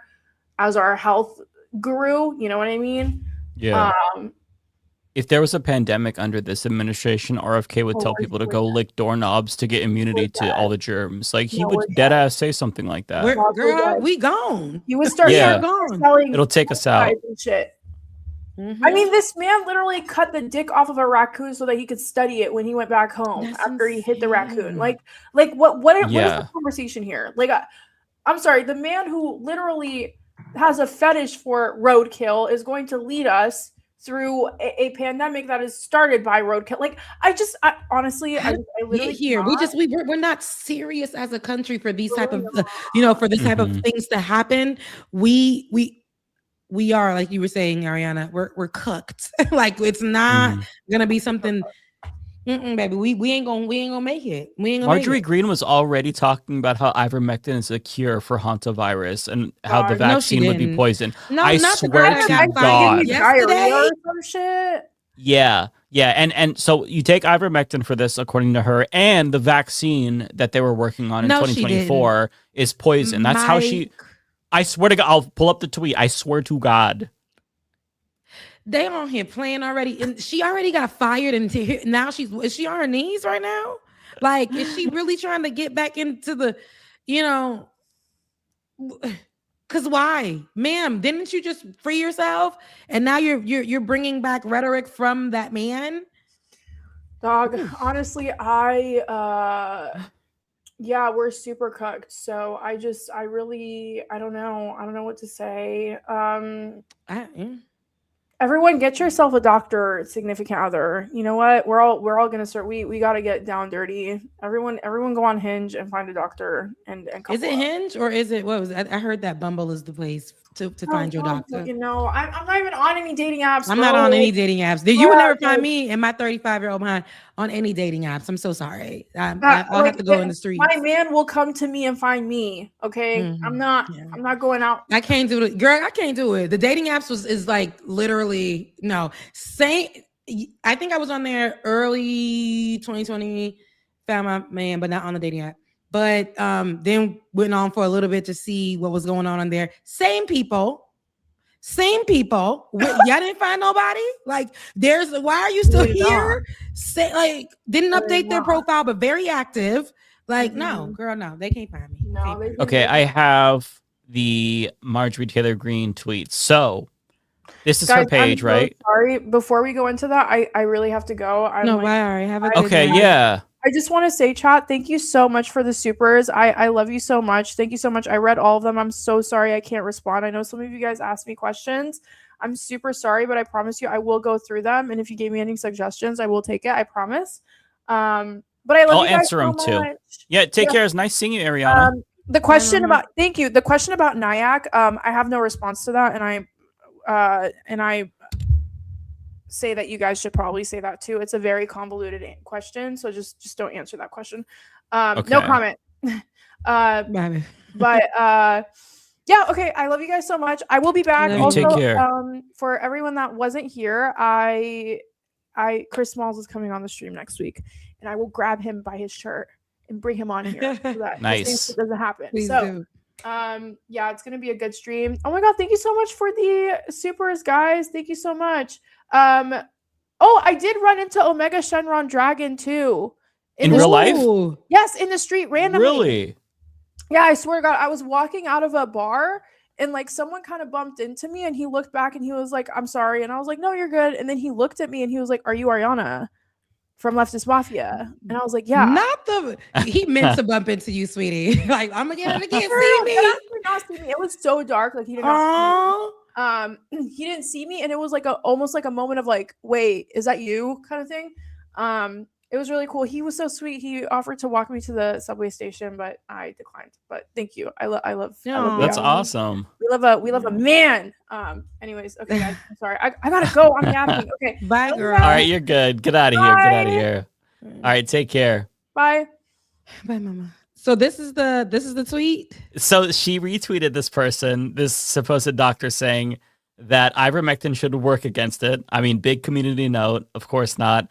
And then she is tweeting about how article from 2024 about hantavirus mRNA vaccine, they manipulate the virus, parentheses, bioweapon, make the vaccine, parentheses, poison, and then make the profits because they own the vast majority of your elected leaders. They call this science. I'll go ahead and say fuck all the way off. Okay. So she's telling people not to get a vaccine if they create one. Yes. We can't go get vaccinated. But then reposting ivermectin as the choice. And this is why I was very much against liberals saying don't welcome her to the resistance with open arms, because she has not changed. The only thing that's different between 2026 Marjorie Taylor Greene and early 2025 Marjorie Taylor Greene is that Daddy Trump insulted her and turned against her. Yeah. She's still the same on every other issue. She still attacks trans kids. She is still extremely racist and Islamophobic. She is a menace. And the fact that people are taking her seriously because she's saying Trump bad, I find it so frustrating. I hate it. Like this is a clown. Yeah. And here is she's one of those people that I do, just like anybody else who waited until Trump threw them away or until it didn't benefit them anymore after years, 2 terms, like 3 elections. Like now you're coming out after benefiting from Donald Trump all of this time to say Trump used me. And now we're supposed to be like, because I remember the white women were online were like, but hear me out though. She was also hurt by Donald Trump. Like, we should receive her. No, baby. The door is, how Nene Leakes said from Atlanta Housewives, the door is closed. The door is closed. I mean, she was benefiting to the last second. She bought the dip during his first wave of tariffs. She profited heavily from this because he probably gave her inside information so she could profit heavily off of it. I just don't understand why people keep falling for this. And it's the same thing with Tucker Carlson, right? Dude is, for all intents and purposes, a fucking Klan member. Like, he probably has a hood in his closet and the fucking gown. But yet, he said that the Iran war is bad. Okay, well, he was just in Trump's Oval Office applauding him a couple of months ago for kidnapping the president of Venezuela. Mm-hmm. And now he's against the Iran war, maybe because he thinks it's bad, maybe because he has property in Dubai and he wants the region to be stable and he doesn't like that it destabilized the region. I don't know, but I just feel like you have to, by now we should all know that these people are hucksters and they're full of shit. Yeah. And to keep falling for it, it's just really frustrating because like you could be a Nazi and Democrats, well, not all, but some will be like, welcome to the resistance. But you could be a leftist and they're like, fuck off. Like it's just. Yeah. And that's the problem. It's all to me problematic. We have to be able to draw the line somewhere and say, you can't come in. You can't. Yeah. What you did was kill off a whole bunch of folks that belong to us, that are good people, that are somebody's mother, somebody's father, somebody's working parent, or, a working single person, or somebody who needed their medicine. You are responsible for a lot of this. The war that's going on, invading other countries, like applying yourself in this country over there, stealing these people's goods and all these other stuff. Y'all are responsible for this. And now you want to come over to me saying that you were used. You also, before you even got your opportunity to be living on Donald Trump's saggy ball sacks, you literally were somebody who had a following on Facebook, utilized all those pages and brought together these Klan members, and nationalists, white nationalists, and to disrespect, and I forget which school shooting this was, but children died, and you said that it was a hoax.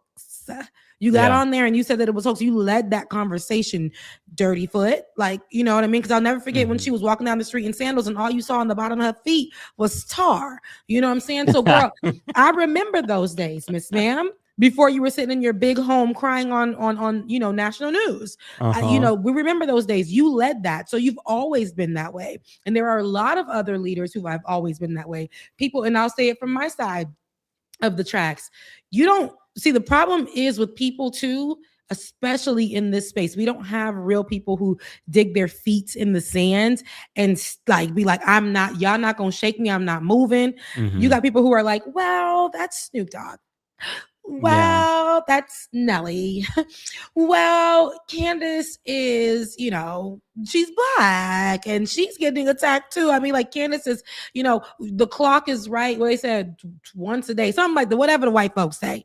Like, y'all don't like the messenger, but the message is right. And it's like, this person is responsible for a lot of hurtful rhetoric that has spread similar and in style to the man that she talks about every single day, Charlie Kirk, which is very hurtful and brought together people who were willing to do or threatening to do harmful things to Black people, to want to go back to segregation, disrespecting Black women. I can never trust you. I don't care if today you woke up to say that Jesus Christ is good. And yes, he is. You couldn't even say that on that show that you went on. And yes, he's good. But ma'am, I will not trust you. You can't pray for me. You better get out of my way. Like those type of things. You can't sit here and trust these type of people. That is our problem now. White women are just like, well, Marjorie went through such a traumatic time. And because she went through this trauma, maybe we can learn from her and maybe we can, let people in, and we have to have good hearts as human beings. God ain't tell me to do none of that. I just got to stay Black. So Rebecca, you're telling me that you wouldn't necessarily fall for Russell Brand's sudden pivot to Christianity all of a sudden now that the rape charges come up? Okay, I got to ask you, did you see that clip of him on Piers Morgan where so Pierce asked him, because he was going to court, right? And he had his Bible in hand. And Piers Morgan asked him, what's your favorite verse or something? And 2 minutes, he could not figure out what the verse was. Performative. I got to find it for you because Please find it. I feel like you would appreciate this more than anyone. It's so fucking funny. I need to see it because here's what we call performative. These losers, especially on people who are former MAGA or leaning into MAGA or have done something so nasty and wicked, Let God do the thing. My name is not Jesus. I don't got to do nothing for you. I'm going to judge you right up on this earth. I'm going to call you out. I'm going to call you everything that you are. You know what I'm saying? Like you're a rapist. You're all the things that God don't, he's not respecting that. He may be able to forgive you. Okay, I guess, but not me. I'm here on this earth. I'm going to call you out I'm going to be outside your house. It's the same thing like Diddy, right? Like they all do this shit. Okay, this is the clip. I'm pretty sure this is the clip in question. So you just, I don't want to give anybody any preface. You just have to watch and see what happens. It's fucking incredible. Okay, let's watch. Can I go back to asking you a question about your Bible? Yes, if you want to. Thank you. Was that the one you took into court? You're the very one. Okay. What was your thinking of taking it into court? And what you were seeing, looking at some passages, what were the relevant passages for you? All right. Thank you for asking me. Thank you. That didn't hurt, did it? A little bit. It was this from Isaiah. You're right. Bear did say, Isaiah. Be chilled. Right? Thank you. Sometimes I lose the chill. You're so full of shit. It's pretty.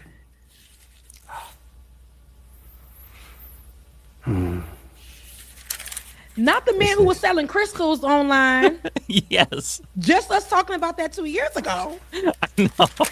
They don't like that, do they, in the old gallery? But this is so uncomfortable. Said it's a hired spot. I'm cringing. This is from Isaiah. It's bad. Isaiah.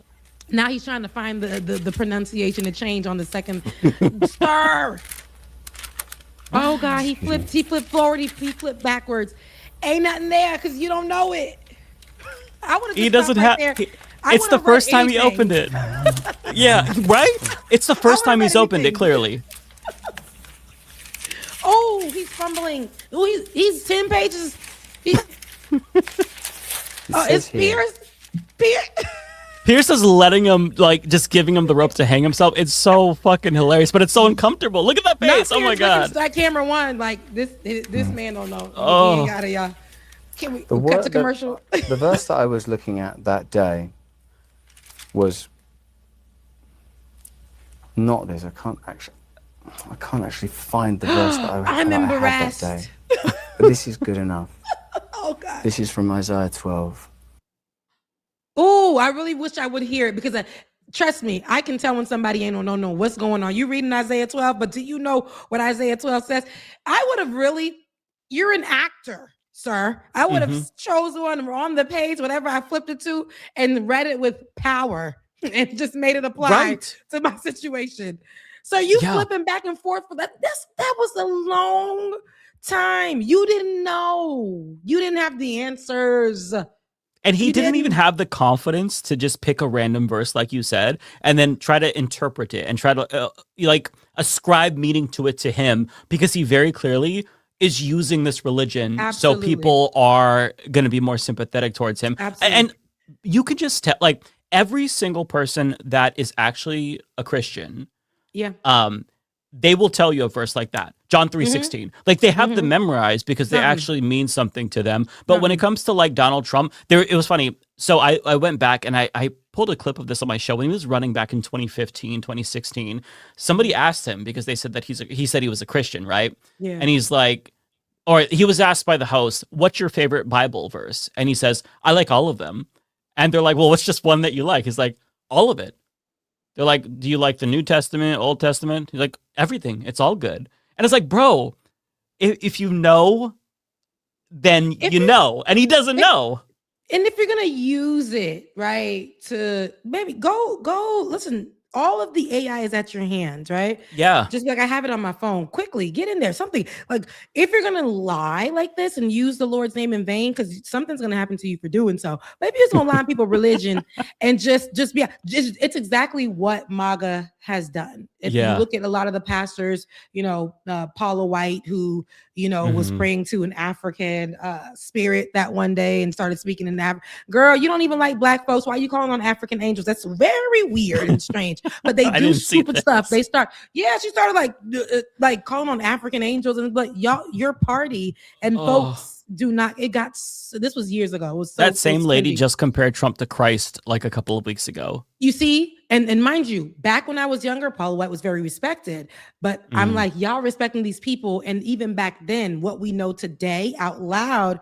back then they used to try to just put it under like the TBN channels and had all the mostly white preachers and stuff, and you had to respect them and all that. No, in today's day and age, I always say there's a lot of spiritual malpractice happening at the pulpit, and not only from the white church, but because MAGA is at the center of it, where they've said that Christianity, a lot of people need to vote MAGA because they are real on the values of Christianity, and that's what America's morals ride on. That's a lie. It's all a lie.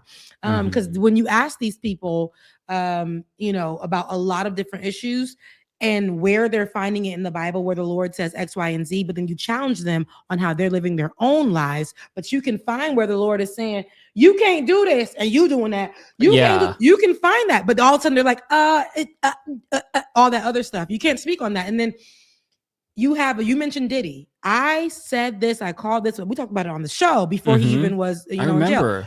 I'm like, this man has changed his name to Love because he believes that he is God. That's a power thing. That's a weird thing. But then he started aligning himself with the Black church. And that's what happens because a lot of times the Black church is very forgiving, especially to celebrities, but can be very forgiving to a lot of people. And they know that. So when the world turns me away, I'm going to lean into the Black church. And he chose the biggest, most popular Black church, which is the Potter's House. And, Pastor Jakes, and that's one of the biggest churches. TD Jakes. I've heard of it. Yeah.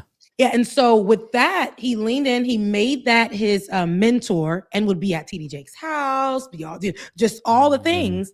And I said, oh, this man's about to get into some trouble. And would be like, he made like on his album that he dropped, like gospel songs and had like TD Jakes showing up every now and again. And he would be like, when Diddy would go into interviews, he's like, I pray to God, read my Bible again. I had to restart my relationship with the Lord. And it's like, when you saying all that, what have you really done? Because something's coming out. He knew something was coming out. Yeah. And that's what happened. And so when the same thing Kanye West has done, when everybody denounced him, he knew that the Black church would accept him. And so he leaned into becoming a gospel artist, right? And taking over, winning awards. And then once he got all that stuff, he got that out of his system and the world loved him again. It became, Kanye, you're not listening to Kanye. Y'all not really listening. Kanye was like, yeah, I got my power back. I'm going out naked with my wife in the streets. I'm going to put swastikas on things. I'm going to go back to the person that, the world denounced, but I just got my forgiveness from the Black church. And then he threw the Black church away and that choir that he created and started doing things that are against Black folks, against LGBTQIA+, against, all marginalized people for real.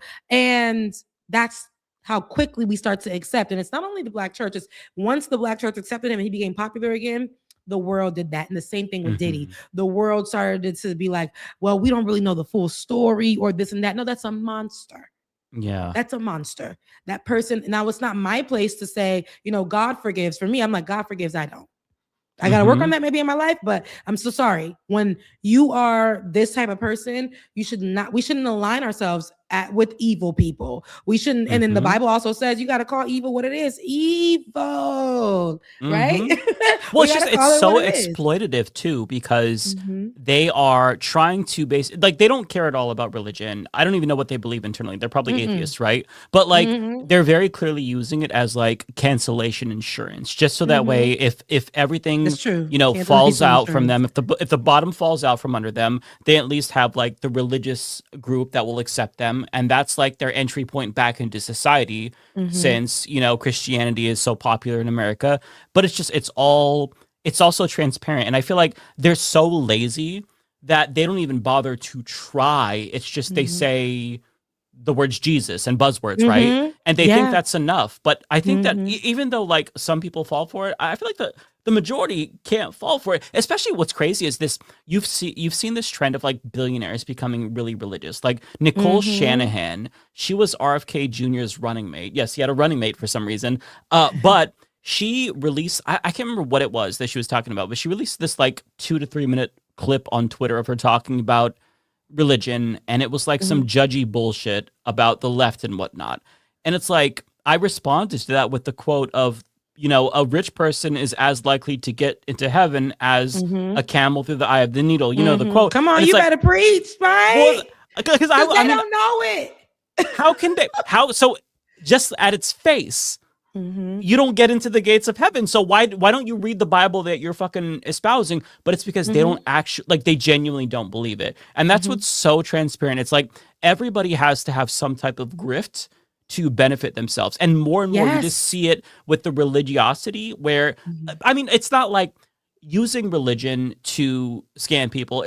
It's a tale as old as time. But lately in like the new social media era, in the Trump era, since people are realizing that they can't survive scandals as good as Donald Trump, they need something else to help them weather the storm. So if they ingratiate themselves with like the right, I got canceled too, or like religion, a particular group, then that's how they think they're going to be able to get away with it. Like Russell Brand, he thinks he's going to be able to get away with rape. You can't. I'm so sorry. The Lord doesn't like it. The Lord, y'all sit here and try to make all these excuses. And of course, the Bible has very problematic places. I know that a lot of religions have, to me, sketchy things, but the God that I serve himself is a forgiving God, but also there are things that he hates. And those, to me, actions are things that he hates. Y'all walk around as evil people. You call evil. You ain't making it to heaven. You out to me.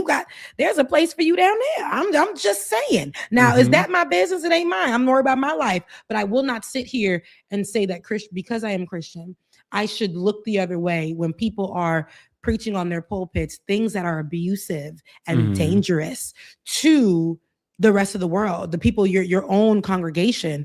People hate when I'm Black, and they hate when I talk about Black preachers. But no, I called out Philip Mitchell, who I did a whole video on it, and a lot of his congregation. He's a big up and coming pastor here for Church 2819. I didn't like that he used his platform to discuss his encounter with a police officer. I'm like, he should have went to therapy for that, because now what he's doing is sitting on people's stage saying that Black boys are disobedient, not that cops deserve, not that cops are literally targeting Black boys, but Black boys are disobedient. Meanwhile, his story was a great example of how cops are targeting Black men and Black boys like you, sir. You did nothing, and the cop turned around and put a gun to your head. And wait, he spun that as like a cops are good story? Yes. And how do you spin that as a cops are good story? Right. I put the whole clip in my essay about it, my video essay about it, only because people would have said it never happened. And it was a lengthy clip. So it was like, it was there. So it was more than one sentence, two sentences. He really was giving the whole story. And I just saw somebody, again, who was doing spiritual malpractice. Mind you, I was loving his stuff before, but then I said, let me take a pause here. And also when Charlie Kirk had passed away, a lot of the Black preachers that I have associated myself with, or my former pastor who was in a big drama over there at that white Klansman church, Hillsong. And when I was in New York City, I know that. That's when he was brand new there when I was living in New York, and he was my pastor. And he was one of the first people to come out and be like, oh man, Charlie Kirk. But then at the same time, I saw like Ty Tribbett and Philip Mitchell and Kirk Franklin and all these other people. Kirk Franklin too? A lot of them just came out with, because it was all over a difference of opinion. Come on, y'all. And then I'm thinking to myself, y'all want to, and they all dropped it at the same time, which tells me, like, do they got a group chat that's saying this? Like, what's going on? Everybody came out with the rhetoric of a difference of opinion when the information came out that it was not based off of a difference of opinion when it came to what they were saying, the left and the right, but it was within house. It was all they people. That's how that man done passed away. Y'all need to talk about gun violence, the very gun violence that he was saying that people should be armed, that Black folks, shouldn't be with jobs, that Black women were this and that I think it was like Black people should be, was it lynched or something he was going to go around saying, that he was preaching these type of things. And we're talking about Charlie Kirk, mind you, man of God, right? And then you have these people who are that look like us, but Charlie Kirk was speaking against people who look like us. And y'all sat on y'all mics to say, sad. No. And we have to, and I'm like, this is problematic. We can't sit here and act like the current administration is not the current administration. We can't sit here and say that this current administration playing God is a Christian act. We cannot say that. The way that they're going into other countries, there is no reason, just because religion is different, that we can look at what's happening in Iran and say that's okay. There's no reason that we can say that the way that America talks about Haiti, that what's happening to the people of Haiti is what they deserve because how they treated their country, when we know it's infiltration from the U.S. that has caused a lot of the turmoil in countries like Haiti, and the Congo and all these other countries that are affected by the US, their habits, their infiltration, those type of things. So those are not godly things. Those are not Christian things. Those are not Christian standards. And no matter what people are trying to come out and say, and people like you were just mentioning, like how Russell Brand is trying to rebrand himself for the 19,000th time, honey. All of this stuff is happening. We have to keep our eyes open, whether you are a believer or not. Like, that ain't godly. That ain't this, that ain't that. Who I like to see is Mamdani. He's a religious person. He practices his religion, but still, when he's making his policies, who's it for? Everybody. Right. Everybody has to be okay. Everybody has to be safe. How can what I'm doing benefit the people of New York? Not because of what I believe in. I'm protecting people who look like me, but also the other marginalized communities and the people who have always been real New Yorkers. Everybody needs to benefit and be able to live, breathe. It's not up to me to kill people off or to take away from people. How do I help people? And to me, that is the basis of a good Christian. And these people are not even hitting the mark. Yeah. They're not hitting the mark. So. Yeah. It just, I get so pissed off that people whitewash terrible people for they're looking for reasons to just I guess erase their guilt, because you can concede nobody wanted to have Charlie Kirk or watch Charlie Kirk get murdered, but to say that, oh, well, it was a difference of opinion. Listen, a difference of opinion is like, hey, do you think pineapple belongs on pizza? Not, do you think that the United States should be a white ethno state? That's not like a difference of opinion. That is you not believing that people who aren't white are unhuman or inferior to you. You can't just chalk that up to a mere difference of opinion. And yeah, that's why I hate it. It's really frustrating because you have to be able to discern who is using you and exploiting you. And they do it so often. Like with even Donald Trump does it as well. We talked about him, but I'm reminded again of there's a clip where I don't remember if he was talking about the prayer breakfast, but he was like 2 Corinthians or some shit. It was so bad. It was a moment where, he said it was 2 Corinthians. Remember when he was holding the Bible upside down? But you just made me think of Nicki Minaj, which is our most recent example. Oh, right. Because she's also playing, in that as well. I remember she got online, and not only did she do this, like I was just mentioning, when criticism came, because I think that even if you're a pastor and criticism comes to you, you fix it. You fix it. You talk with your church. You fix it. You listen. That to me is a good leader. But when your congregation is acting like the beehive on your behalf and using and abusing the Bible and saying, well, the Bible says, touch not my anointed. But how anointed can you be if you're not doing the work of God? Right? If you aren't you were called, but you're not doing the work of God. Are you anointed? Where's the oil? Nicki Minaj got on there. They asked her what her favorite verse was. My good sis said, well, she said palms. She said palms. It was like, yes, it was something where it was the mispronunciation. Sis didn't have it. She didn't have it. Palms. Why didn't she just say Matthew or John? She goes for palms. Right. Oh my God. Genesis. This lady said palms. Oh my God, that's hilarious. These are the people that people are saying, well, she's a believer and she's, no, because they are believers who actually are out here fighting a good fight. Nina Turner, who is a religious person who also is fighting. You have other people who are doing this thing and they're actually doing the work, but you don't want to go and speak with them because they're not MAGA. MAGA has to be the only, right? Because MAGA says something like, oh, we don't want abortion. Remember, that was the buzzword. Abortion was the buzzword from Trump's first term. And that's where we got some musicians saying, I have to believe that children matter. And so he said he is not for abortion. And I have to go with that as a Christian. I told y'all the story. I sat up here on this platform and told y'all a story about a Haitian boy that I grew up with. I grew up in a mostly Haitian community back in South Florida. And in a church this Haitian boy went to church with me. His father was what we call the maestro, which is minister of music, all the things. This boy is Haitian, dark skin as they come. We all grew up in the Haitian household, first language, Haitian Creole. He married a white woman. She's also in the church, but she comes from those churches, right? Those, Hillsong, MAGA. Mind you, I went to a Hillsong church myself, whatever, when I got older. But they did a video last year. They go to one of the churches that preach the God said that Donald Trump is going to be president type vibes. Oh, no. And they did a video. They were walking in the video. I got in the ass under the comment section, but they were like, he's like, we just did our vote. She grabs her phone as they're walking, they're pushing their baby in the stroller. She grabs the phone and said, no, tell them who we voted for. I grew up with her too, mind you. And I said, something always ticked me off about her. Is they'll tell them who we voted for. And he was like, okay, well, we voted for Trump. She's like, no, say it proudly. We voted for Trump.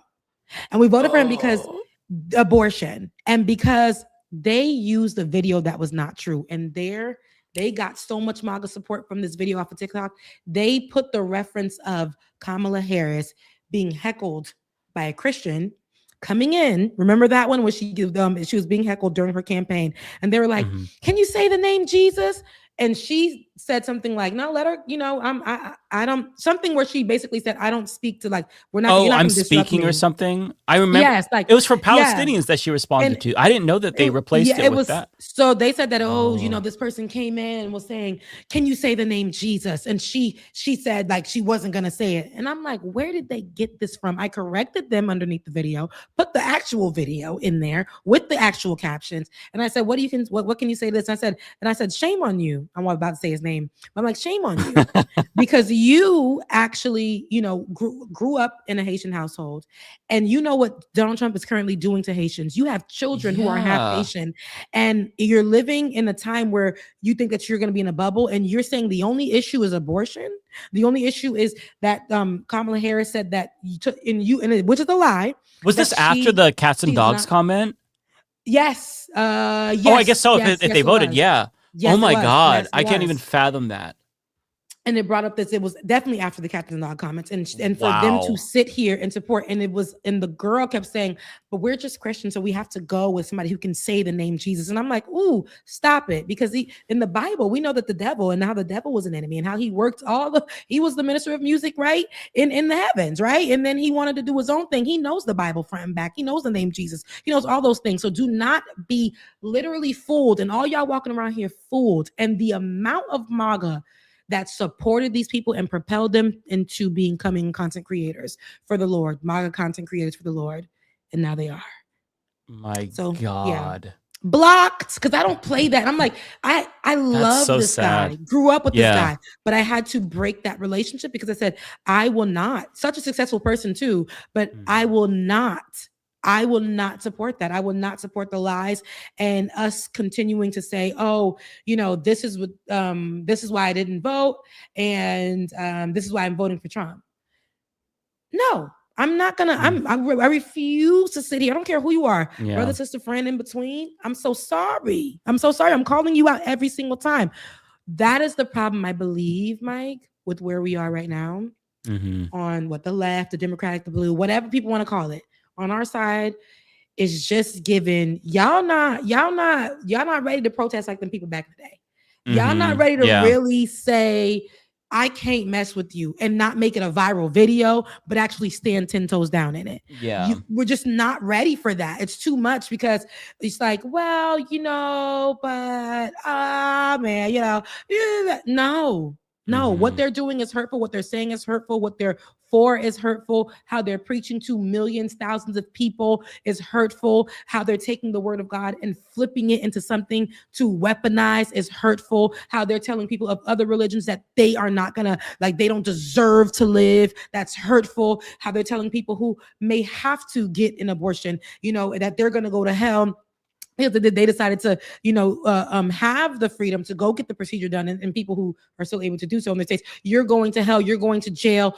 Meanwhile, all of those politicians have either slept, paid for an abortion, been a part of things in the Epstein files and cases. I also went to school with a girl, because this is how long I've lived. I got trauma in my life. I went to school with a girl who was telling her testimony about how she was a part of the Epstein situation.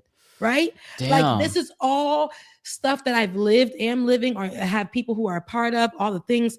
I've seen it, and I can't sit here and play like, oh, just because we Christian, we gonna be friends. So I'm gonna call you out. I'm gonna tell you that no, your pastor is on some BS. People hate when I say this and say, well, I'm not welling anything. What he said, stood 10 toes down on it, and told you to try him. And because he said it and told you to try him, he gained so many more MAGA supporters. It got stronger. Yeah. It got stronger because everybody on the other side said, well, I just go to church for church. No, because we're being affected even in the church, because they're weaponizing Christianity. Yeah. They're flipping it. So I don't play that. We got to call it out. Yeah. And so on that note of like the churches, it's funny. So I won't name the family member who's MAGA, but they've always been. So they're a newcomer to MAGA. So they joined after, I think, so it's around probably 2024. So I'm sure that they voted for Trump in this last election, right? Went to church always, evangelical. Yeah. You know the type, white evangelical, just to put that in perspective. So the only time that I can remember in my entire life that this person acted like a normal human being was when they went to a black church. They went for 4 months. And they were the most non-judgmental, most normal they've ever been. And it's funny because the juxtaposition between that and when they went to their regular white church, just because it was closer, right? So it's just more convenient. They didn't like leave for, at least as far as I know, there's no dispute, because there's disputes with them, with everyone. But the juxtaposition is crazy because it really highlighted to me how ingrained like the white supremacy is in these white churches, like these evangelical Trump supporting churches. Yeah. Because as soon as the election rolls around, they go full steam ahead with MAGA, back on the judgmental bullshit, attacking our trans family member, like just all the boxes checked. It's so wild to me. And so, it's sad, but I had to point that out because it's funny. It is a difference. And it's funny because, I feel like now, and nobody can tell me otherwise. And like I said, when Charlie Kirk died, a lot of these major churches it was very similar to what the MAGA churches were putting out. And it was this rhetoric, the same rhetoric I told you about, and mind you, I didn't like what I saw. I didn't like how Charlie Kirk was murdered. I didn't like any of it. Seeing it messed me up. But does that make me say that Charlie Kirk did not say what he said? Does that erase all those things? I'm so sorry, friend. I'm not going to make up some lie about this person. I'm not going to make this person Jesus Christ Jr. I will not. No, I'm not doing it. So like it's almost as if they're influencers for MAGA, and it goes to the black church and the white church. Because why did y'all all have the same script? Timed. All y'all was saying the same thing at the same time, including Donald Trump was saying the same exact thing. Why was it all mirroring? Are you guys being paid? Look, because I'm like, are you guys being paid?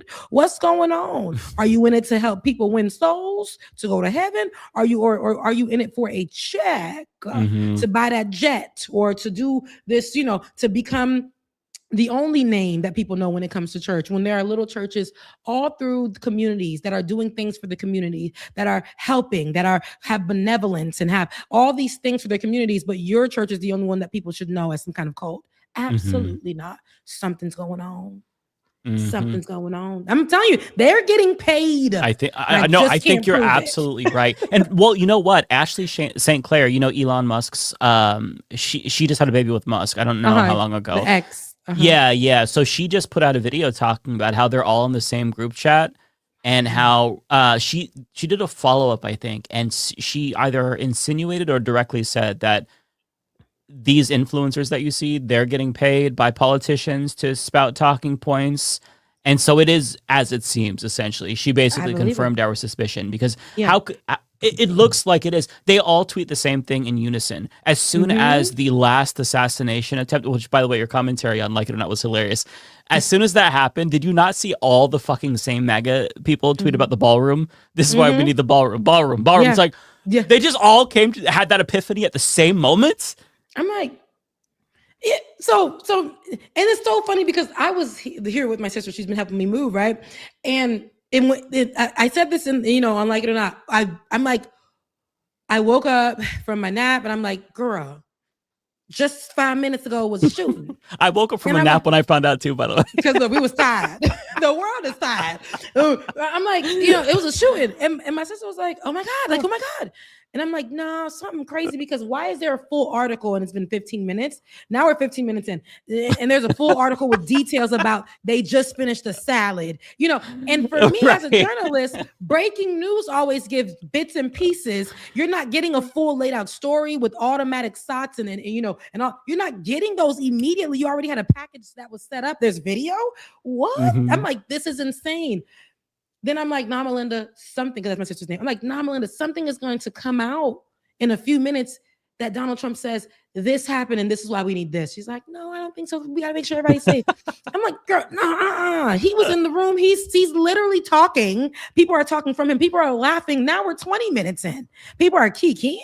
Oh, no. No.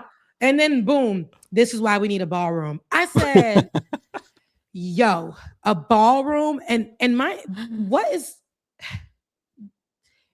I don't know, just going through everything in my head, there were so many moving parts about that moment. But the fact that still after that happened, the most important news was that Klay Thompson cheated on Meg Thee Stallion. That was still trending because people were like, I don't even want to deal with this. Here he go planning another fake assassination for the 1,000.5 billionth time. Klay Thompson cheated on Meg Thee Stallion. When we pulling up to Klay Thompson's house? Because I'm sick of this. I'm sick of this. It's so funny that that's literally everybody's reaction, though. It's like, oh, again, did they get him? No. Okay. What are we having for dinner? I just love when you were talking about Unlike It or Not, like the way that you went through the articles. It's so fucking funny because I didn't think about that. It is so weird how the articles were like, it was a brisk evening. We had our delicious salads with ranch dressing. I'm like, and what? The evening was just lit up with joy and happiness. Like, bro, why is there so much superfluous bullshit? Get to the actual details. It's so strange. And I didn't think about that until you said it and made me laugh because it's like, that is true. Why do I know this? Why did I know what time it was? What you smelled in the air? Why do I know? Why do I know this? Yeah. It doesn't make any sense. I'm all in on the conspiracy theories. I don't know if it was a false flag, but I want people to think it's a false flag because the theories are fucking hilarious. Like I went through some of them on my show. They were great. What we saw though, like what we really saw though, like they're telling us not to believe our eyes. And I know it's hard to not follow. Remember when when he first got shot in the ear and I was telling y'all, that I know planned that. And y'all were like, well, I'm like, no, that man. You get your flowers now, Rebecca. Like I'm gonna take them because I'm like, he literally stopped to take this little photo and it was given like, and people were like, oh, he almost got assassinated. And I'm like, it didn't give a JFK feel. Like it was not given like, this. Yeah. And the worst part about these every time these are happening, he's like, and see, that's why I need to put my face on the coin. That's why my face needs to be on every building that makes I get something for this. Yeah, like that's why if Spirit let me use their planes to allegedly, get it out there for war crimes and stuff, then they would have been safe. There would have been a deal, but no deal because they don't want me to use their planes to go kill babies, to go. They don't want me to do that. They don't want me to do that. So it's like he's always looking for this, opportunity to get the praise, and it has to be. We have to feel bad for him, like it's Donald Trump, and the fact that nobody made this a story beyond that day is insane to me. We all made jokes after that. Yeah, we didn't care. That's that to me it wasn't surprising, but it was something that I think we all noticed collectively, where it's like, oh, nobody cares at all. They're not even waiting. Like, there's no 24 like moratorium on memes and jokes. It's just immediately they're cooking them. Nothing. It's crazy, and I find it fun. Like, I find it hilarious. I love it. He don't give a damn, and he's like, I don't care. He's like, I don't care. Don't tell me anything. Next up, it's like, is he not see? This is where I say that we have an entertainer as a president, and so people don't look at every single thing he does. Like, he'll sleep and he'll be like, oh, I know what we're gonna do tomorrow, and he put everybody in place. But imagine the people who were in the room who had no knowledge about what was going on. The fear for a lot of them. One of those people that were in the room was Georgia Fort, my colleague Georgia Fort, my girl. She was in the room. Mind you, she just had to deal with covering ICE shooting, right? Yeah, she had quite protesters, the year. And then had ICE at her door with armed at her door. And now she's in the position over here to be honored in the state of, in Washington, and, to be out there and, not Washington State, but in Washington, D.C., but to be out there in D.C. and have to be a part of what's going on in the moment, running with no shoes on, have her heels. She was documenting this at the time. Then they went to go meet and Kiki, the press secretary, whoever the Asian girl that was sitting next to Donald Trump in that lane. She was like, well, he's going to come and talk to you guys on time. Yeah. Just unfazed by it. Not just try to murder the president? Did shots not just ring out in the middle of this dinner because you wanted a ballroom and you thought that this type of event should go in a ballroom with your name on it so you can say, and he kept saying when it was time for him to do the conference, this man said, he's like, they kept wanting the ballroom, for centuries within the White House, they wanted a ballroom and no one was able to do it. No one was able to do it, but I'm going to do it for you because we need one now. You see, they tried to shoot the president. Now we need a ballroom. And I'm like, is he serious? And we're going to pay for it this time. And we are going to pay for it. Yep. We're going to pay for it. Yep. We're going to pay for it. And we have so many things going on in this world. We have hungry children. You done took away the kids' food from the schools. You done took away people's medicines. SNAP benefits are getting cut. The work requirements are going into effect. People are unemployed, but you're worrying about a ballroom and we're having to pay for that. We ain't even got no money. People can't live. People don't got homes.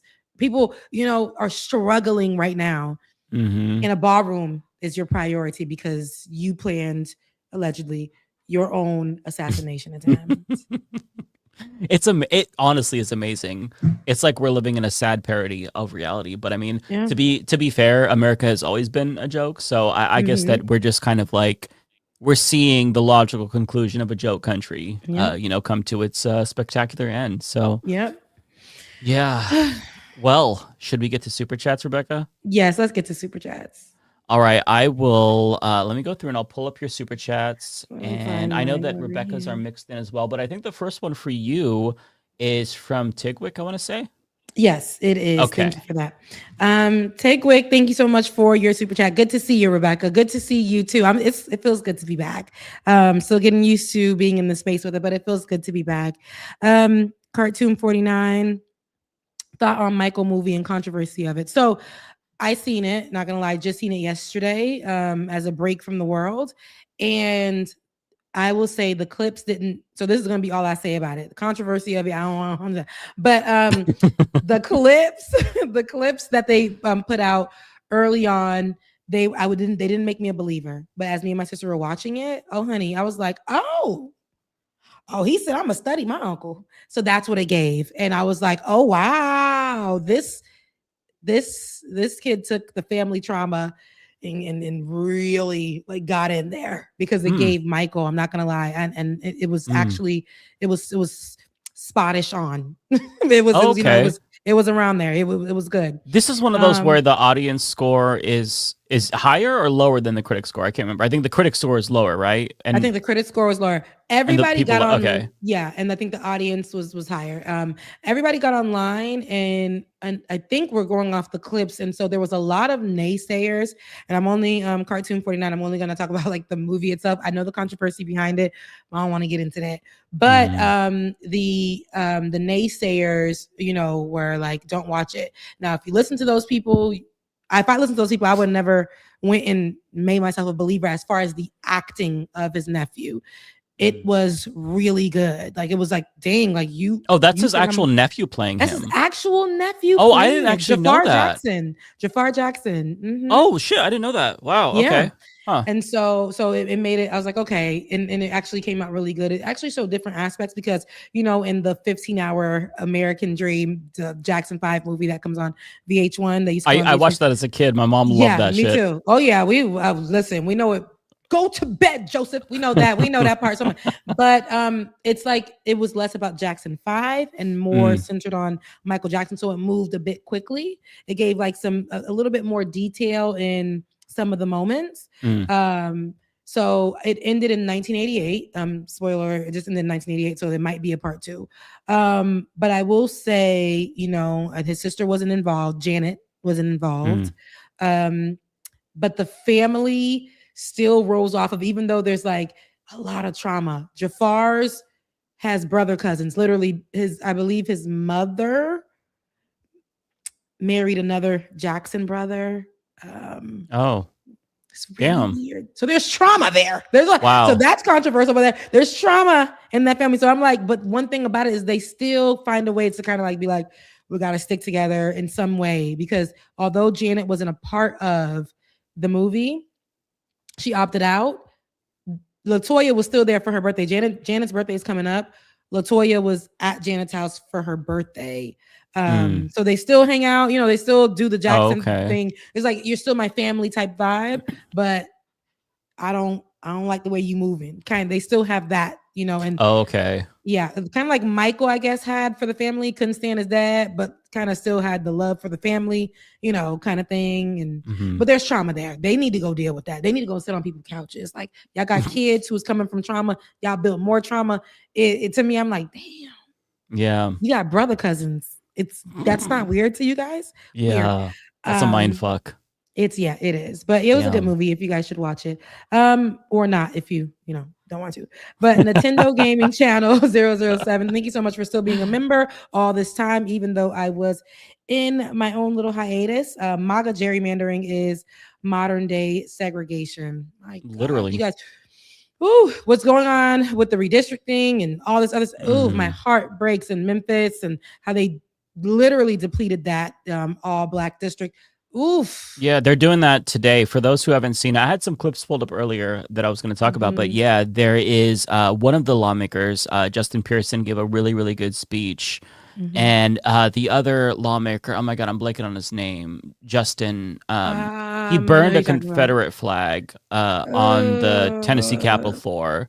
So I love that they're fighting really hard, but it sucks because they are just two voices. And there's also, oh my God, there's a video of one of the white lawmakers that somebody had recorded laughing as they were, as I don't know if it was the speech that they were giving or the protests that were breaking out, but they were laughing, like just sitting there laughing because people were mad that their voting rights were getting taken away. Like that should be on every single advertisement for Democrats, like just to show who Republicans really are. Like they need to capitalize on that. It's so evil.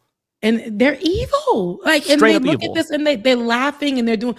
I really hope that there is some pushback by law for this, because there's no way that this is lawful. And I know even, states that I am in the state that I am from, Florida and Georgia, they nasty work. They're going to be on that. And we're, and they're doing that now. And it's always been a form of voter suppression. And this has been historical. This is the way that they move, especially in states like this. But to see that, that I've seen that people are finding joy in this, and you see that they went and the FBI raided the woman's office, just because she was fighting back. So imagine, right? And she's a senator. She's a state representative. And they went in and basically trying to scare her. So we don't know. Anytime somebody does something, these Republicans are like, "Oh, you think you could do something to us? Let's use our power to make sure we get you the hell up out of here." Because you're not, you want to get on the mic and you want to act all high and mighty against us and call us this and call us that and call us liars and call us evil. Yeah, we'll show you evil. and they get away with this behavior. And this is what we're going to see more of. They want to silence Black voices and make sure that we never have any power. That those little bits of pieces where it was majority Black, though. Imagine how much time it took for people to fight to get that part of the that piece of the pie, that 2% of the pie, just erased like that. Exactly, just erased. Right? And it's crazy because with regard to Louisiana, which was where the original case had popped up. So it was with these new districts, Black people who live there, which make up like a third of the entire state's population, they would have had actual proportional representation, like 30% of the vote, 30% of the population. That's what democracy looks like. Now they get 0.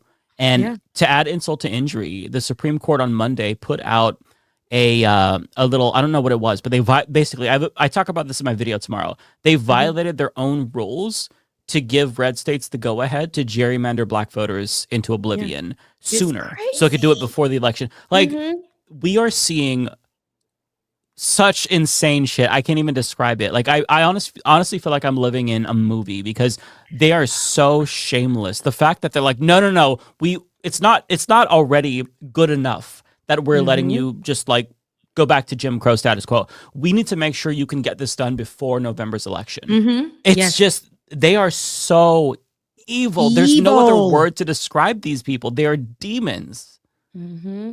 It's no remorse, the pure joy that they get from pulling and rolling us back and taking away all of the fight that our ancestors, people who came before us, had put in, and what we thought the system would protect us for, right?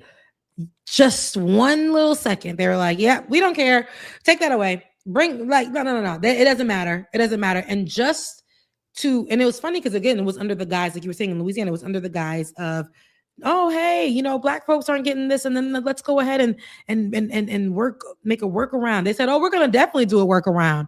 We're gonna take away, right? We're gonna take it away. It was something else. They said, oh, it's affecting Black voters and Black, the Black district a little bit more. Let's see how we can fix this. They said, oh yeah, we'll fix this, all right. And snatched it away. And that's why I say people be trying to work in your favor. No, they're not. These people are not. There's no bipartisanship. There is no working together.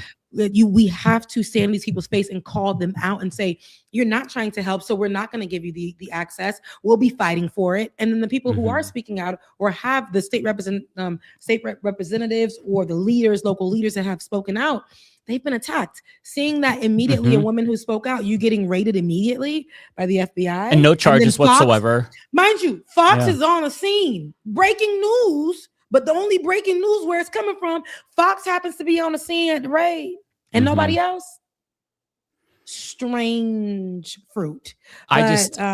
We need to, honestly, I think that the only way to respond to this is for Democrats, like if they still run these states, they need to go through and disenfranchise every single Republican voter in their state, every single one of them. In Oregon, we've got only one Republican district, wipe it out. Sorry, but if they want to play dirty, we have to play dirty too. It's a race to the bottom. I don't want this. But Democrats, to their credit, supported national independent redistricting, so that way there was no gerrymandering.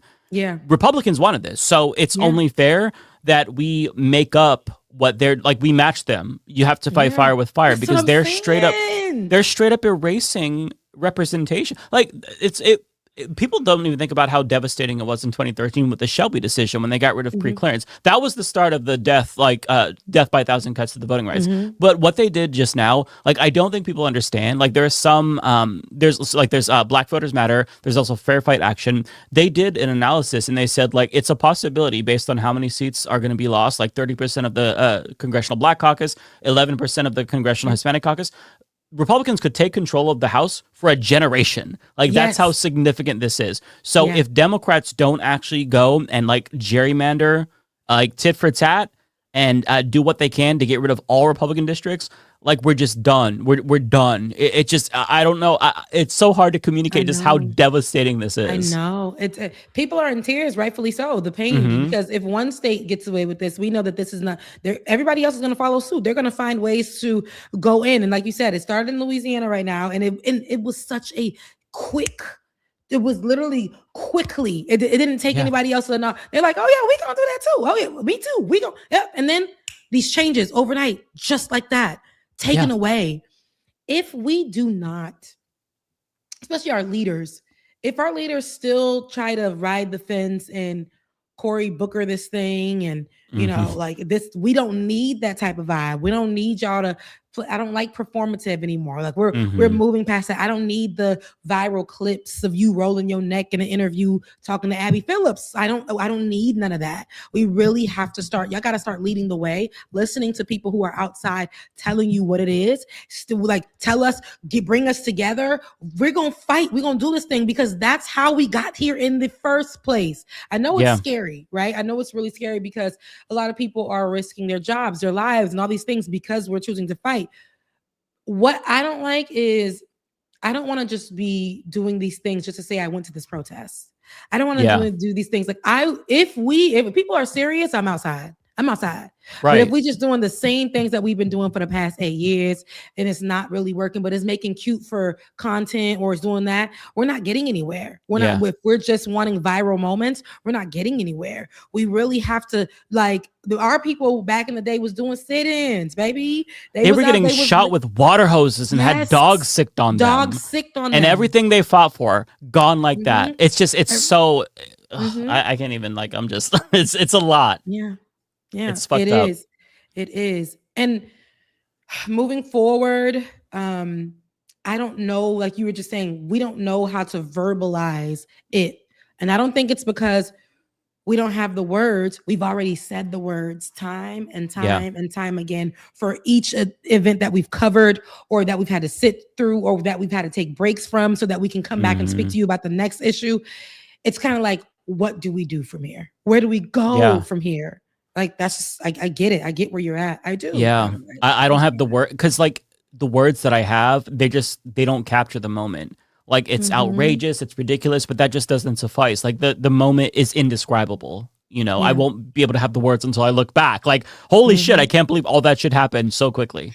Yeah. Oof, Lord, like really protect our minds in this moment because baby, I'll be tired. Like we burned out a million different damn times doing this work.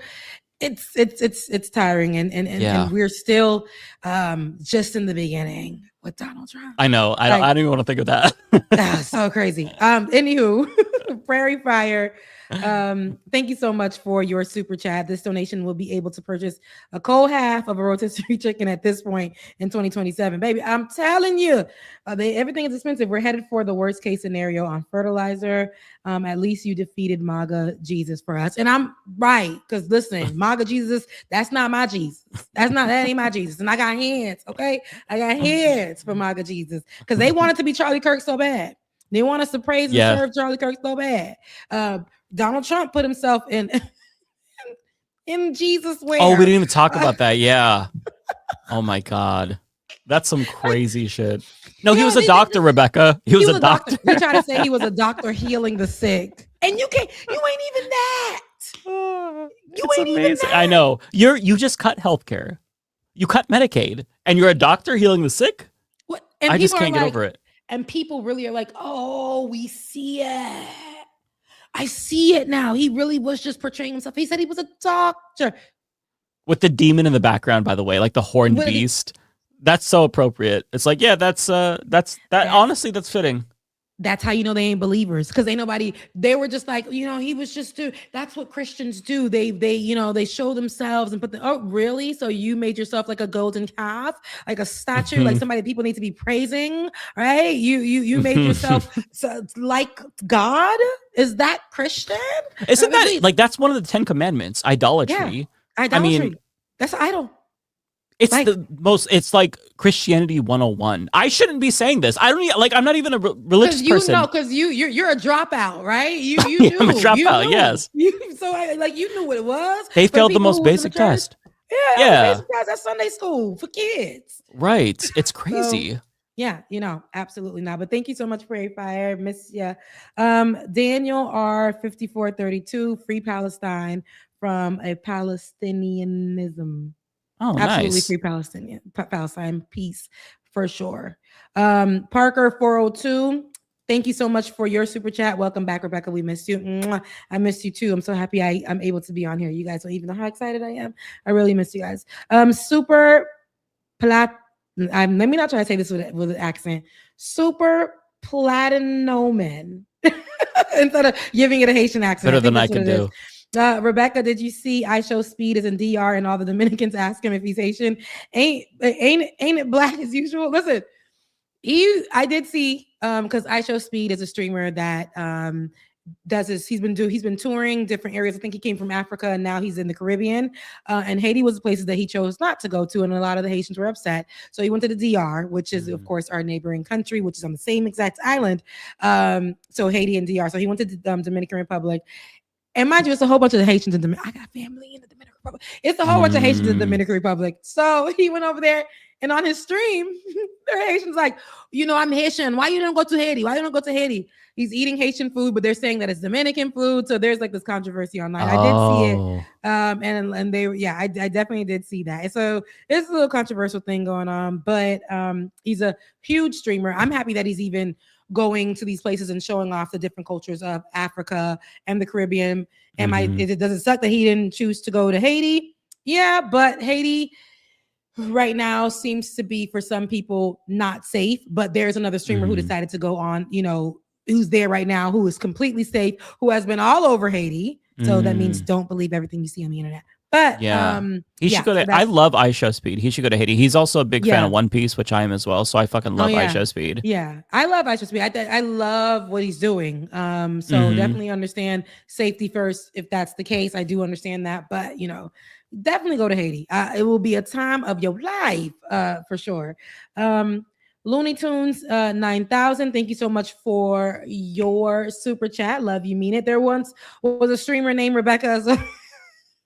There once was a streamer named Rebecca Azor who used to come on Leftist Mafia every week and do Like It or Not every Saturday. All of a sudden it stopped. Listen, I said, that girl, life happens, right? But she's back from what I heard. The little birdie told me that, life happens to people, but then they come on back and we all good. So that's what happened. Rebecca is back. And it wasn't like crazy life, bad issues.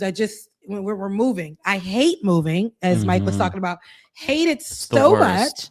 And then when you got to try to put furniture in place and then get your little setup in where you ain't got no office, but you got to make it set. It's that kind of thing. So you got to get the vibes right first before you get to streaming as well. Yes. Because that's really important. And just the fact, honestly, I feel like people should give us credit. Just the fact that we're here when we're all just trying to get our footing.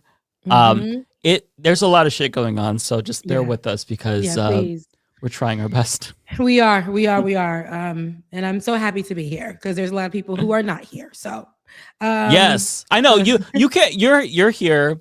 And it's like there's two of us this week. So the people who are here shouldn't get any shit. Not that we should deserve shit if we can't show up. I wasn't here last week, but like you were sick. Life. So again, life happens. Matt, we love him. I know he's going through his personal things. David, I know he tries to preserve his mental as much as he can. I know Lance had some, was in the hospital not too long ago. Things is happening to folks, but I love you, Looney, and thank you for looking for me. And I promise you, I am back. We're doing our best. I'll be here on Saturday. We're doing our best. Oh shit, not you again. I love your name. Hey Becca, I'm forklift certified. Just saying. Well, I don't even remember what we were talking about at the time. I don't know. Okay. That's good to have though. Yeah, love you. Imagine. Mean it. Thank you so much for your super chat. Lizzie Bennett, 5726. Of course they're not hitting the mark, Rebecca. The right ain't about that shit. Also, I can't say what I wanted to because YouTube won't let me via super chat. Oh, I see. So you use the little poop sign. Okay, gotcha. I gotcha. Thank you so much, Lizzie. Missed your face coming up in my super chats. Clara Ock. Thank you so much for your super chat. Great seeing you tonight. Always loving your wisdom. Thanks, Jay. Thank you, Jay. I love you. Mean it. Xavier Bacall, thank you so much for your super chats, Xavier. So glad to see you as well. North Carolina, or I'm just in, that's not probably not even North Carolina, but NC Sketchy. I just made that up. I don't even know if it's North Carolina. NC Sketchy. Thank you so much for your super chat. Said Rebecca on late.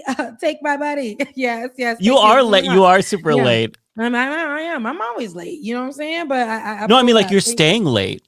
Oh yes, you're right. No, you're right. It's 11:03, but I ain't been here in a while. So you got to make up for lost time. Yeah. I got to make up for lost time. And also you're on with me. So you know how I am. I drag anybody with me. It is true. Because you know, Mike stay here till 3 a.m. And Matt be right with him. I'll be like, yeah, they're still on.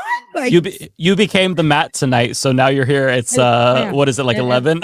Yeah, it's crazy. But I know Matt will be here, and I know I'm making Matt proud. So exactly. Creflo $50. Unfortunately, Cory Booker is running unopposed in the New Jersey primary, and Rutgers withdrew its invitation to a grad speaker due calling Gaza a genocide. I think I've seen something like that because I've been out of the news to see a lot, but I think I've seen something like that. So much drama happening in that circle with Cory Booker. I'm not sure that Cory Booker gets the gist of being in this position, right? I remember we loved him when he was running for president. I met him, interviewed him with Now This long ago, many moons ago. Good times, right? Love to see you. Mean it. But we gotta again call a thing.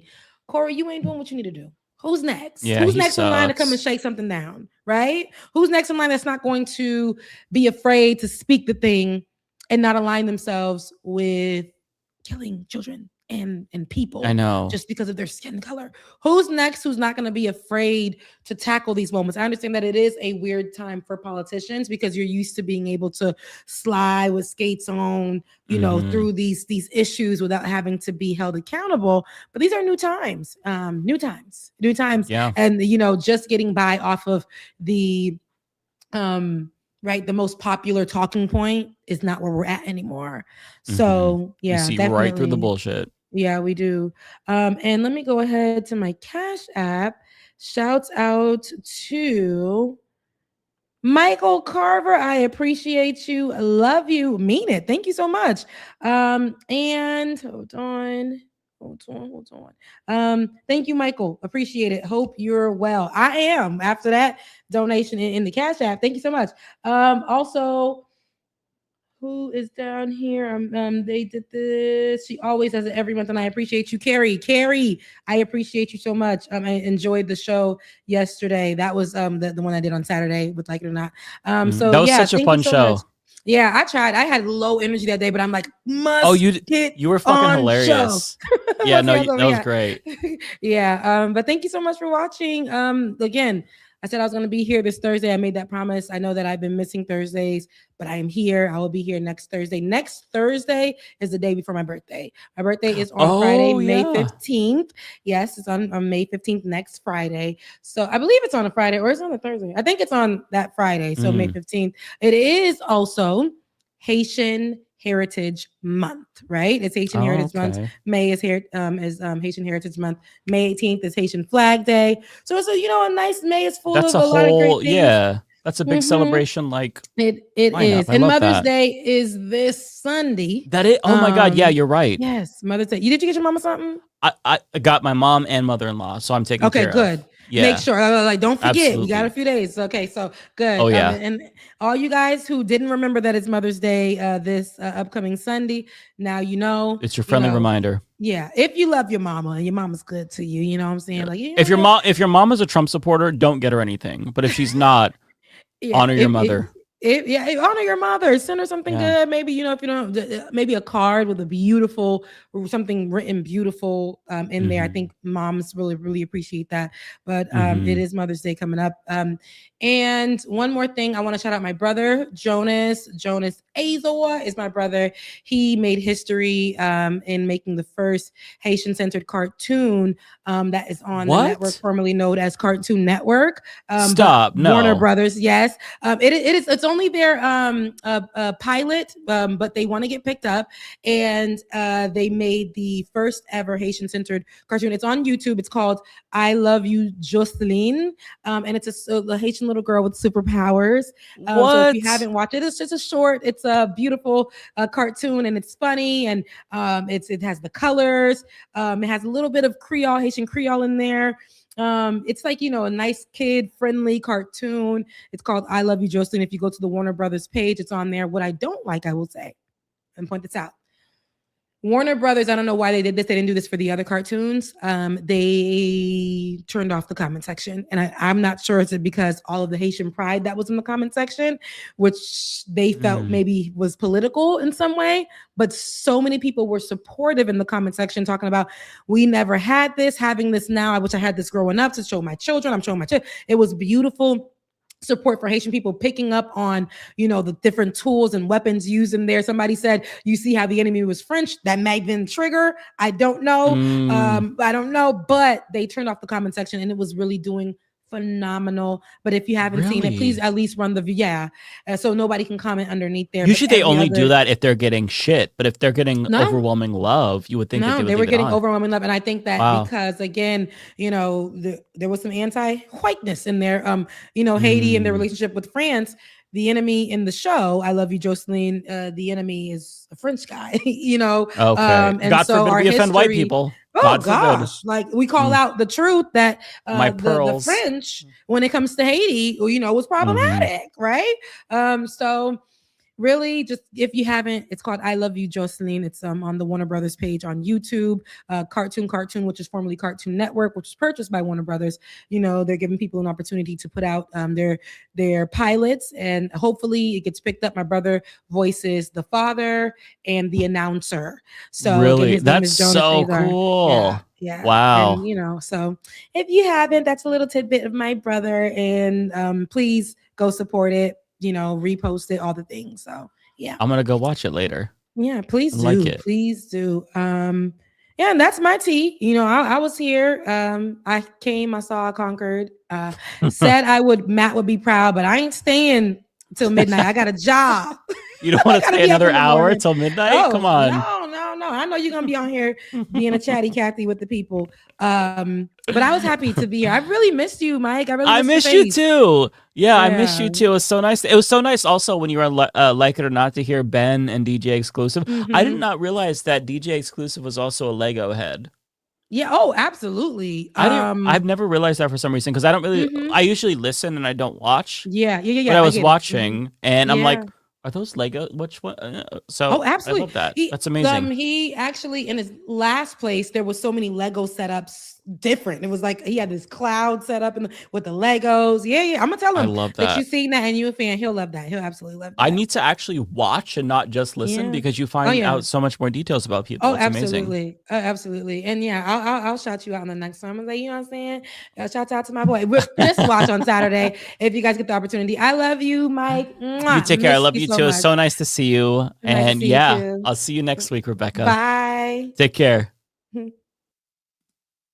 All right, so I am going to just read everybody else's super chat. Actually, I'll put your comments up on the screen so that way it feels like I'm here with somebody. But I don't know. So these might be for Ariana. They might be for Matt. I'm just going to go through and I am going to read them all. So the first one is from Unknown, who says, FYI, the UK has local elections and the results will be released as you stream. I shall be in bed, though. I'm going to take a look at them because I hope that the Greens crushed it. I know by now they're probably released, so I hope they crushed it. Not a Law's Journey says, Patrick Bet David has a new fast food sponsor. Does he now? A fast food sponsor? I have not kept up with him, and he has not been on my mind in a very long time, so I'll have to see if maybe the Vanguard covers it. Hideous Lemon says, being on time is just a theory. That's true. That's true. Tony Rizzo says, Mike, check your Discord DMs, please. Thank you. I honestly have not been on Discord in years, literally. So I would have to remember my password. I don't even, maybe I'm still logged in. Tony also says, Matt, I DM'd you on IG whenever you get a chance. No rush. I'll have Matt check his, because I'm assuming that if you sent us both messages, it's going to be pertaining to the same thing. I'll see if Matt says what it's about if I can't get into my Discord, because a problem that I have is I never remember what my passwords are. Nintendo Gaming Channel says, if we lived in Dragon Ball universe, Orange Man wish only billionaires allowed to have home while everyone else has homeless. Yeah. Oh, and look at who just arrived. Hello. Just in time for Super Jazz. What's up, Matt? How's it going? Sorry I'm late. I was busy tonight. That's I don't know if okay. you heard. I was at this protest outside of Warner Brothers studio. Apparently Were you really? There's this new Haitian cartoon that was talking trash about white people. And me and my French friends, we didn't appreciate what this cartoon was saying. So we had to protest. We were shut down the comments. Shut down the comments. And apparently it worked. So what's going on? Leftist Congratulations. Well, you know, we were talking about how bad Warner Brothers were just before you arrived. No, that's funny. That's good. How are you doing, though? Is everything okay? Yeah. Okay, good. There was a punk show that my son, a band that my son likes, and he wanted to go tonight, so we went. Okay, that's cool. He's already into punk. Because we took him to a show and he liked it last year, and he's been wanting to go again. Just like his dad.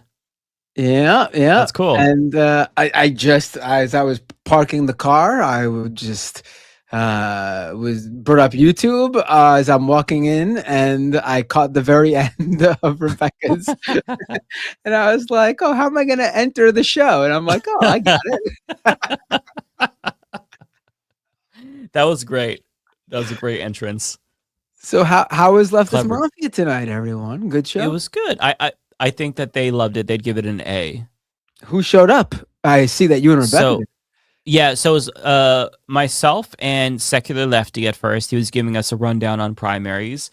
And then we had Ariana and then Rebecca. So we had a 4-person lineup for a time. But yeah, it was fun. We got into Crackhead Barney. He clocked in enough last week when it was just me and him, I guess. That's yeah.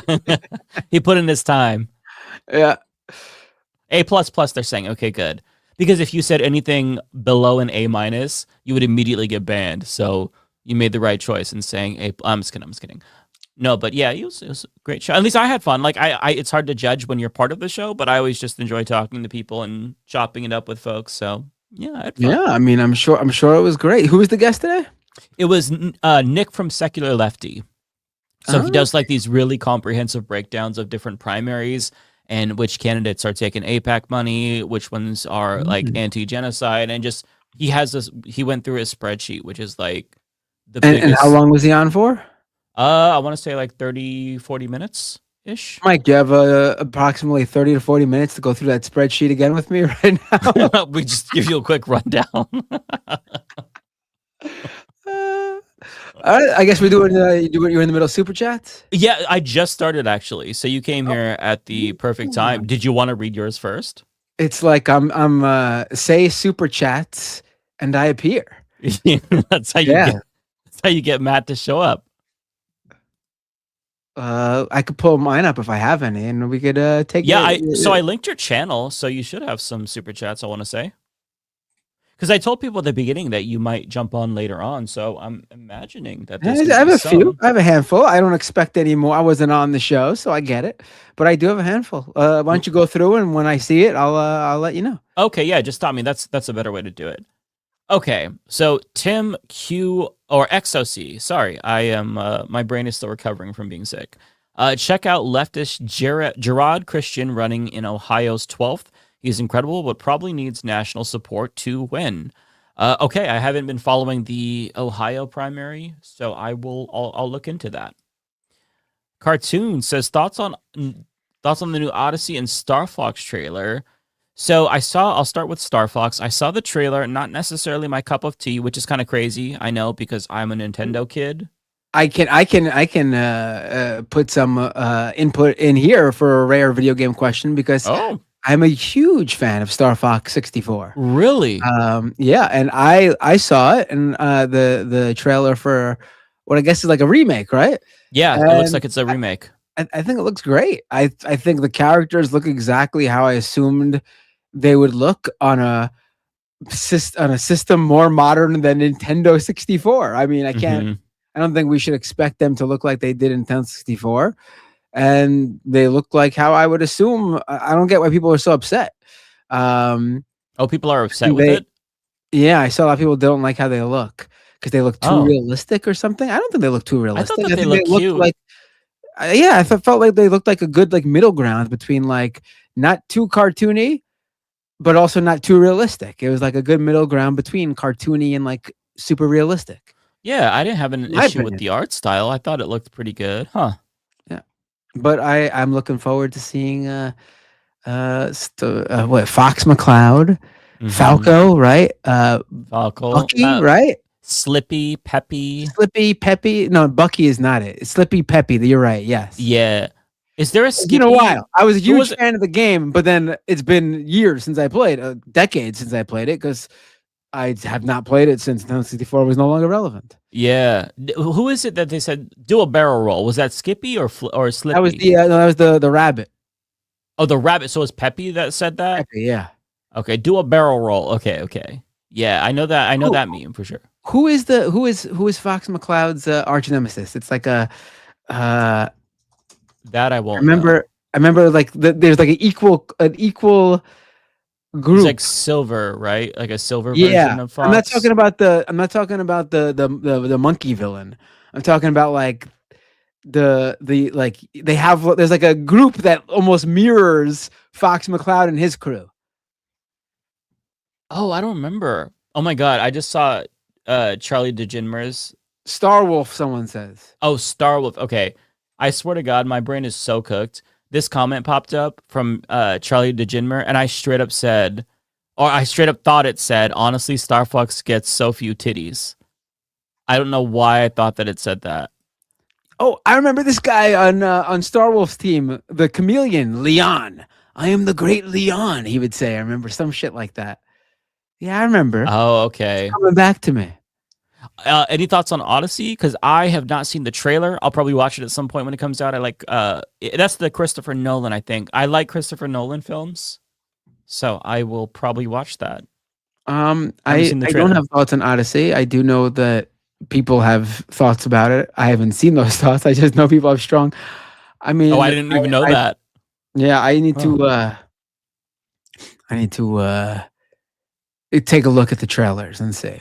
Yeah, I have to do the same. I'm completely out of the loop with discourse lately. My brain is so cooked. Oh, I'm completely out of the loop with not just discourse, with everything. I don't even know what's going on in the news anymore. And you know what? Ignorance is bliss, my friend.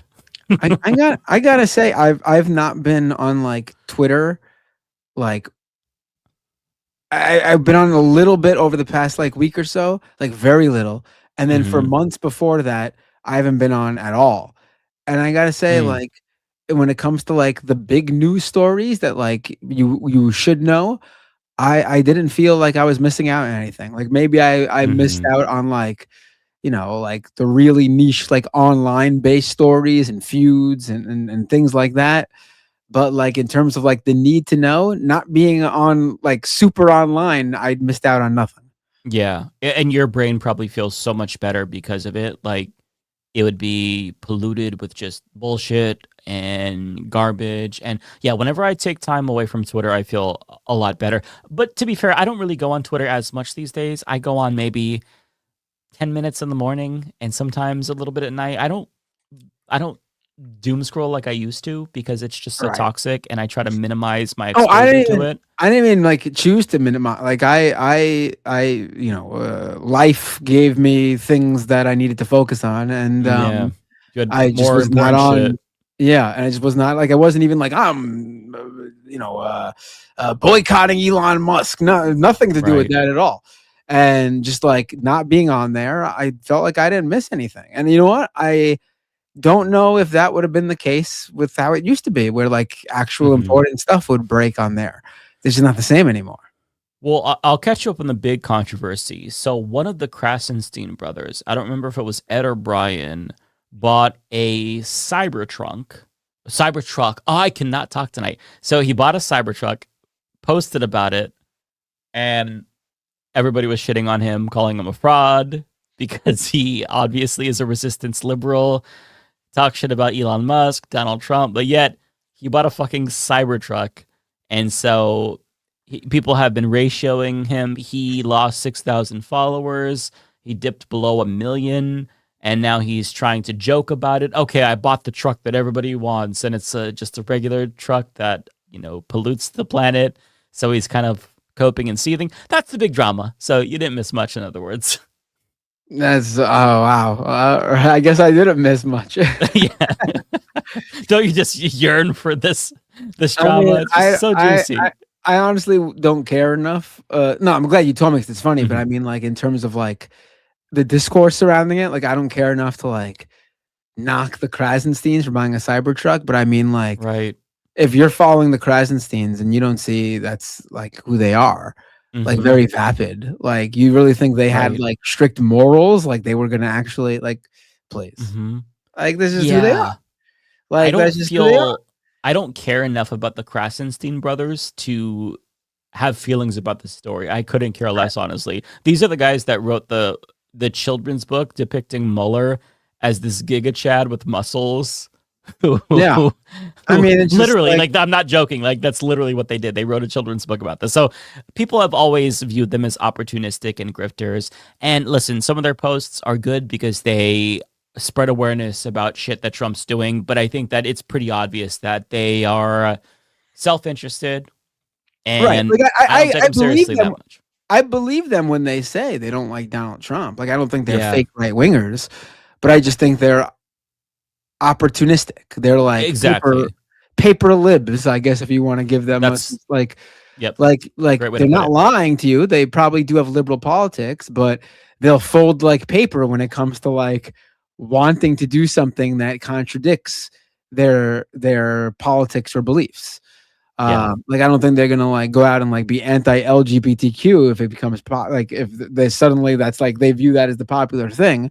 I believe they are liberals, but also if there's something nice they want to buy made by some horrible right winger, they'll buy it because they're they're opportunistic and they just it doesn't No qualms about crossing that picket line, baby. And listen, I get it. And for some things, like in a capitalistic world, you're gonna end up buying things by some not so great people.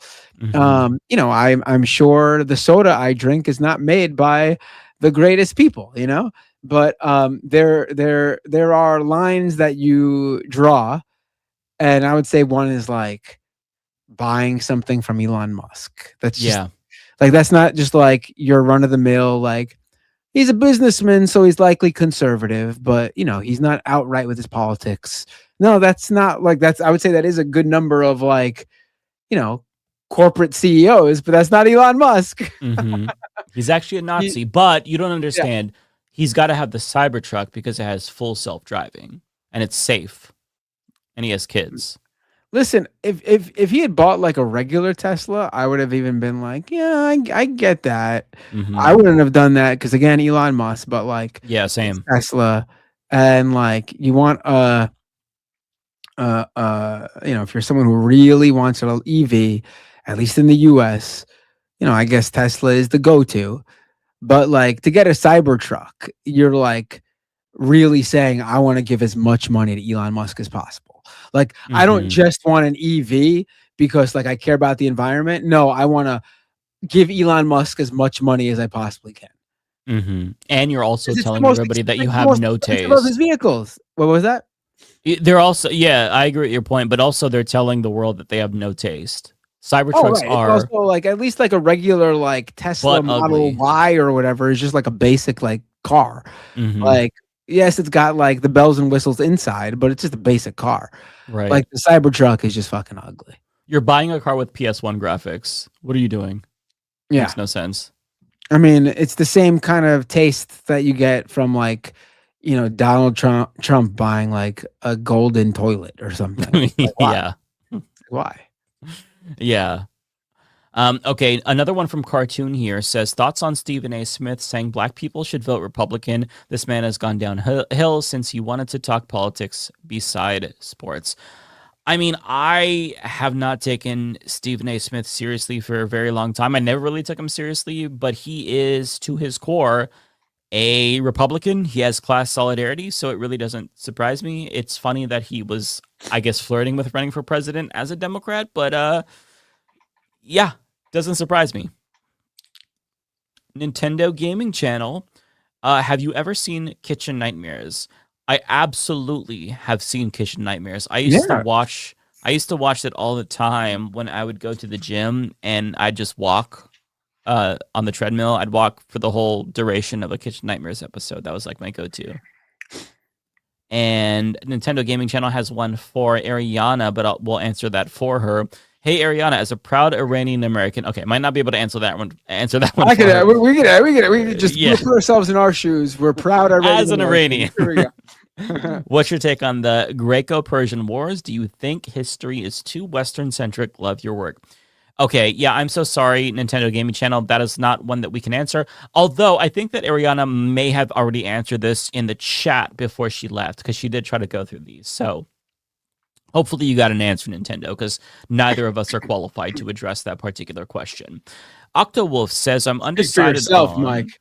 I'm undecided on if I plan to run for any form of office, but I'm still going to make a website about me and my political policies. I've been inspired. Well, I'm happy that you've been inspired, but I will say, listen, start out small. Start out at, the local level, maybe run for a city council position or some other seat. A lot of those offices, people run unopposed.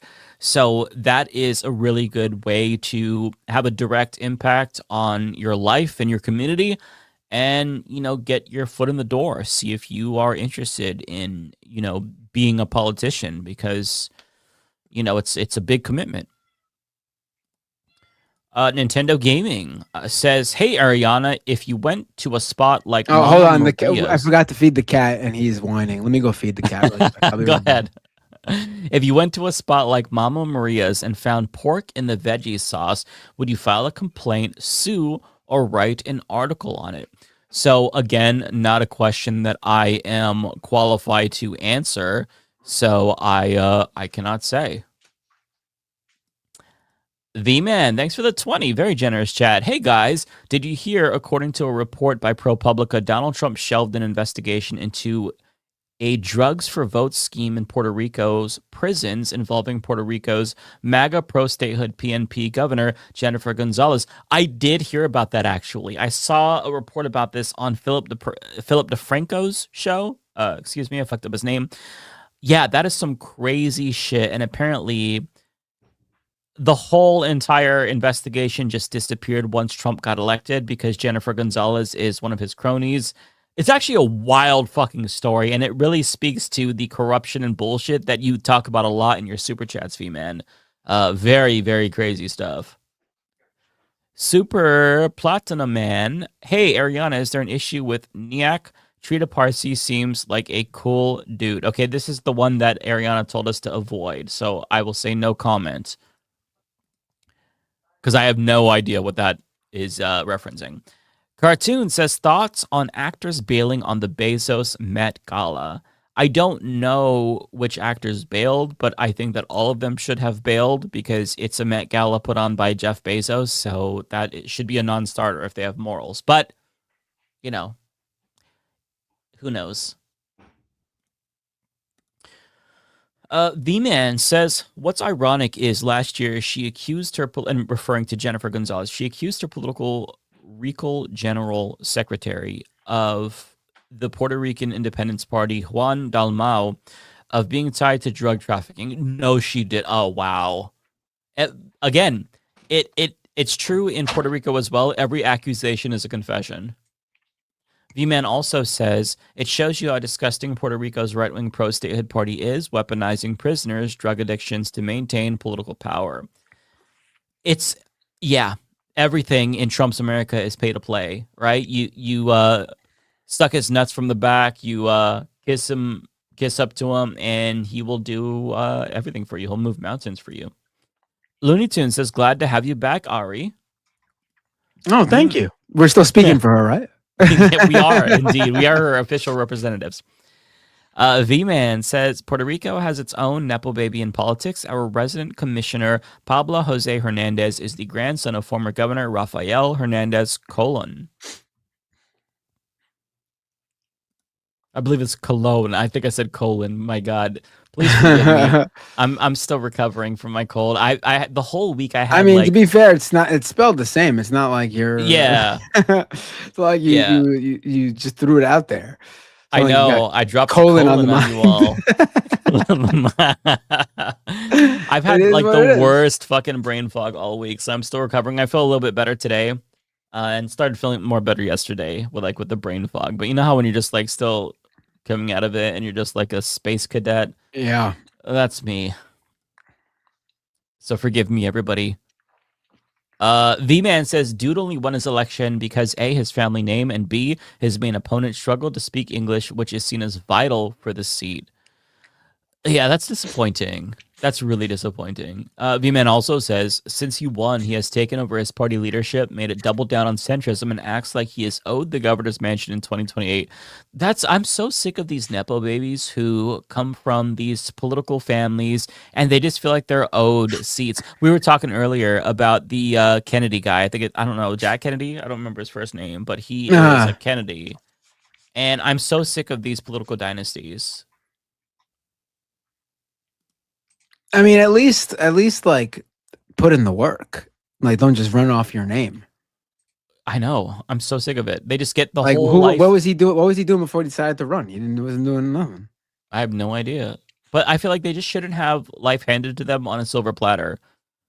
But it is. And I mean, I don't think you should be barred from doing things because of your name. But rarely do people with the name actually put the work in. They just think they can run off their name. Yeah, I'm just beyond sick of it. So this person sent funds for Ariana and Kowalski's first dinner date. Well, that's very nice of you. Oh, did I miss something more about this? Is this no, not that I'm aware of. Looney Tunes says Binder took the combined Lance and Ariana pay last week, but it's now in reverse. I hereby challenge Lance to an impersonation contest. Next call-in. Ooh, that'll be good. We should do another call-in show soon. We should. That was fun. I really enjoyed that. Yeah. it's been long enough. We'll talk about it in our little group chat. Omega Shenron says, nice running into you in my block, Ari, last month. Yeah, they ran into each other, which is cool. Old Grease, thanks for the 20. No message. Really appreciate that. And Tigwick sent $50 to Ariana. Tigwick is always so generous. Thank you so much for doing that to her, Tigwick. That's really nice of you. Shit, not you again, says Chris Smalls 2028. Hey, I'm more than down. Not really, Rachel Atwood. Hey, Rachel, nice to see you. Jenk is apoplectic that we dare to have standards. I know, it's so embarrassing. Nintendo Gaming Channel says Jesus Christ deeply disappointed in U.S. Republicans. Yeah, if Jesus Christ saw the modern Republican Party, I don't think he would be pleased. I agree with you. Lizzie Bennett says, played any video, or she asks, and thank you for the $10, by the way, Lizzie. That's really kind of you. Played any video games lately, Mike? I haven't, but I watched the reveal of Stranger Than Heaven, and its main song is Beyond Peak. Adieu, Tori Kelly from Idol and Snoop Dogg. I'll be playing VGs again. So I haven't seen the trailer for Stranger Than Heaven, so I'll have to check that out. In terms of what I'm playing lately, I played a lot of Pacopia, and now I've moved on to this game called Wu Chang Fallen Feathers. It is a Souls-like by a Chinese developer, and I'm digging it. It's pretty fun. And before that, I played Wolong, which is a game from Team Ninja. It's kind of like the Neo games, another Souls-like, and really enjoyed that too. So I kind of just play the same things. I go from like a cozy game to a Souls-like. That's my two favorites. And Charlie DeGinmer, member for 16 months. Thank you, Charlie. Patrice Hubbard, thank you for the $20 super chat. That's very kind of you, Patrice. It was not on my bingo card for David to tell me a billionaire is the best pick for governor. Like, he better than Katie Porter? Did she fall off or something? Because please let me know.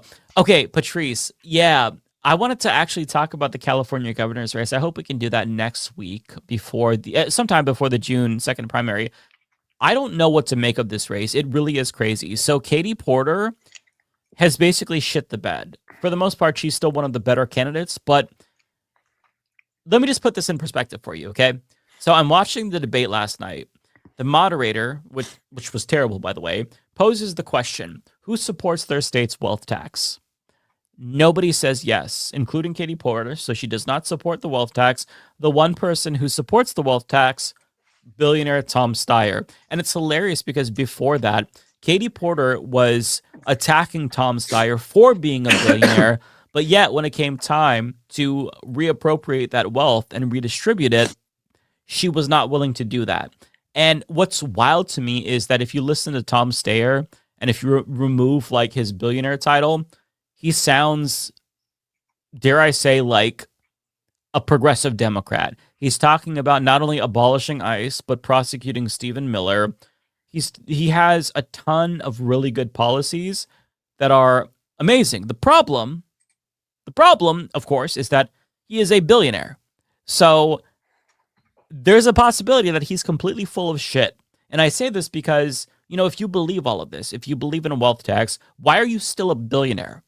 Why haven't you sold down your assets until you're at least below $1 billion? Because you know what? I don't have a problem with that. I mean, if your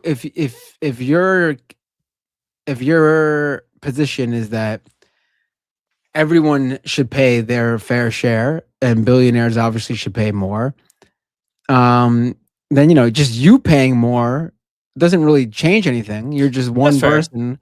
And at the same time, if you're a billionaire, again, there's not many, but if you're a wealthy person, we could throw multimillionaires in here who feels the same way, then you should actually use your money to advocate for this stuff instead of just, you know, throwing it away, giving it away. The point would be for no billionaire to exist, but we also, in a system where billionaires exist, I don't think the one billionaire that should give their money away is the one who advocates for our positions when they could use that money to advocate for our positions. No, and I think that's a fair point. There's also somebody asked in the chat, like, how did he get? But you gotta put your money where your mouth is, though. You gotta actually put that money towards, you know, organizations and advocacy for these things.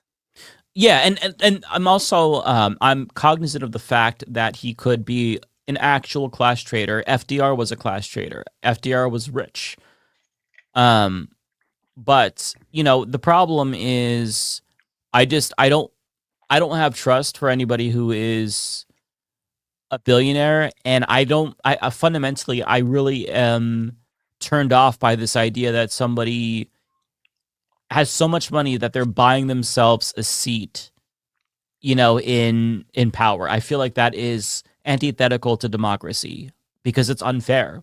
Somebody else with just as much good views as him has no chance because they don't have the money.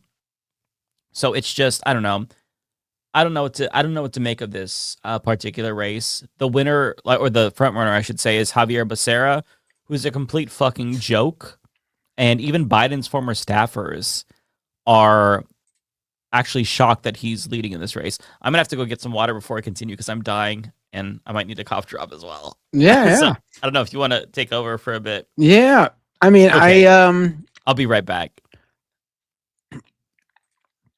I think again, from what I've been following of the California race, as someone who doesn't live in California, and also as someone who hasn't been following too much news lately in general, you know, Tom Steyer seems to be the choice. I think you can look beyond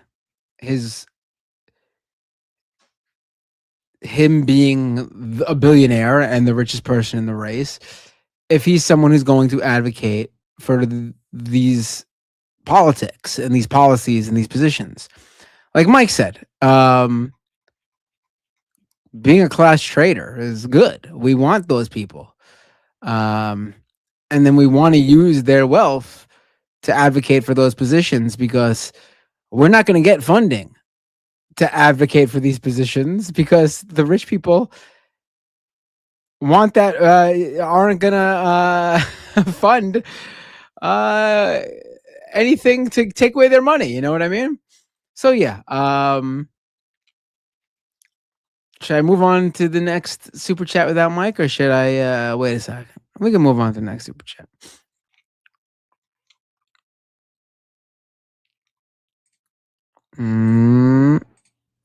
Super Platino Man with a super chat. Remember when Pete Hegseth quoted a fake Pulp Fiction Bible verse during the Pentagon sermon? I do remember that. I do. Okay, so much better. I'm so sorry. You're back. I had to get a cough drop. Yeah, I was dying. I made it through the whole stream without coughing, and you didn't miss anything yet. I just went to the next super chat, but this is it. Okay. Remember when thank you to Super Platino Man. Remember when Pete Hegseth quoted a fake Pulp Fiction Bible verse during a Pentagon sermon?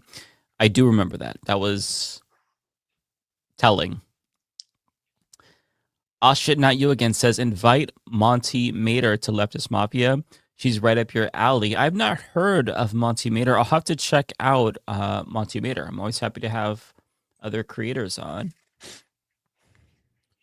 Okay, Foresto says... Oh, this is for me. Foresto cut my uncle off because he was pro-Kavanaugh raps? Or rape? What? Oh, maybe rape. Yeah. That'd be fucked up. I wouldn't blame you for that. Yeah. Wow. Tropical Ding Dong. In defense of the crackhead diaspora, we were talking about Crackhead Barney earlier, just in case you were wondering what the fuck. Oh, what are they up to? So we watched the interview that Crackhead Barney did with Jack Kennedy, and we had a conversation. I think I saw that. I did see that. Yeah, we had a conversation about how, representation, because Rebecca kind of felt like icky about it, like she was kind of playing into stereotypes, and Ariana talks about the diaspora with Iranians and whatnot, and so we talked about that. So this is what I think Tropical Ding Dong is referencing. The point is to make people uncomfortable, to make the point that you shouldn't take Piers Morgan any more serious than you do Crackhead Barney. Yeah, I agree with you. It's like, as I was saying earlier, Crackhead Barney does absurdist humor, and that is indeed the goal. The goal is to not necessarily make a profound political point, but just put people in uncomfortable situations and watch how they respond to them. But I think that Ariana and Rebecca, like, I understand the points that they were making, that, like, if you're from a marginalized community and you're always just, like, nitpicked and, people are looking for any reason to demonize you, that could be problematic from that perspective. So, you got to take that into consideration as well. But, yeah. Deathstroke says Donald Trump is theater gay. Yeah, honestly, I will say that I don't think Donald Trump is gay. It's possible he sucked Bill Clinton off. I don't know. Wait, this one was for me. My bad. But okay. Yeah, no, I know exactly what Deathstroke's talking about. Mm-hmm. Donald Trump comes off as he's a theater guy. Right. He loves the theater. It's very weird for Mr. And listen, I'm not saying like, I'm a big theater person. I don't think I'm the theater person the same way Donald Trump is, but I like a good musical. I like a good play.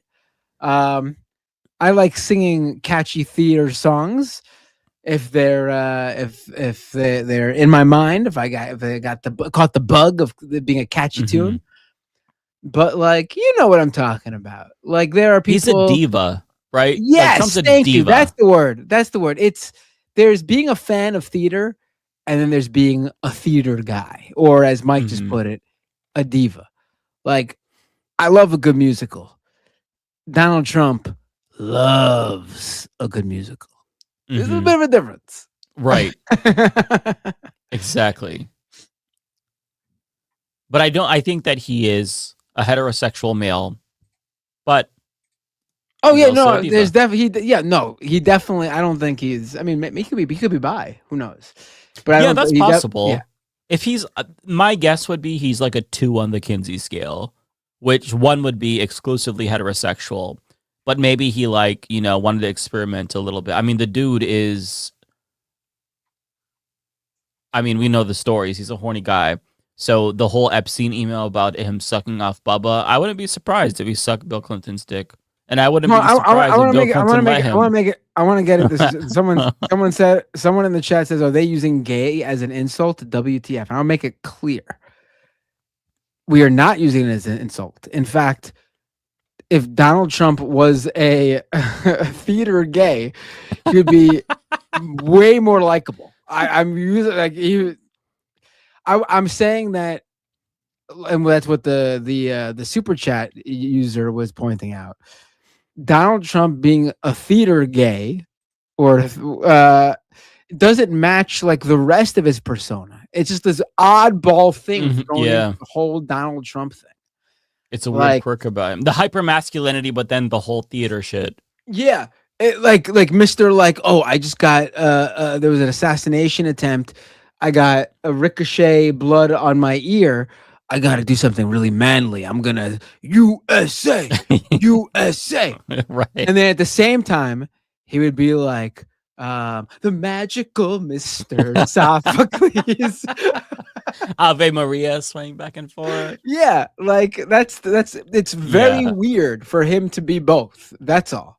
Yeah, I know exactly what you're saying and what Deathstroke is saying as well. There's that element to him.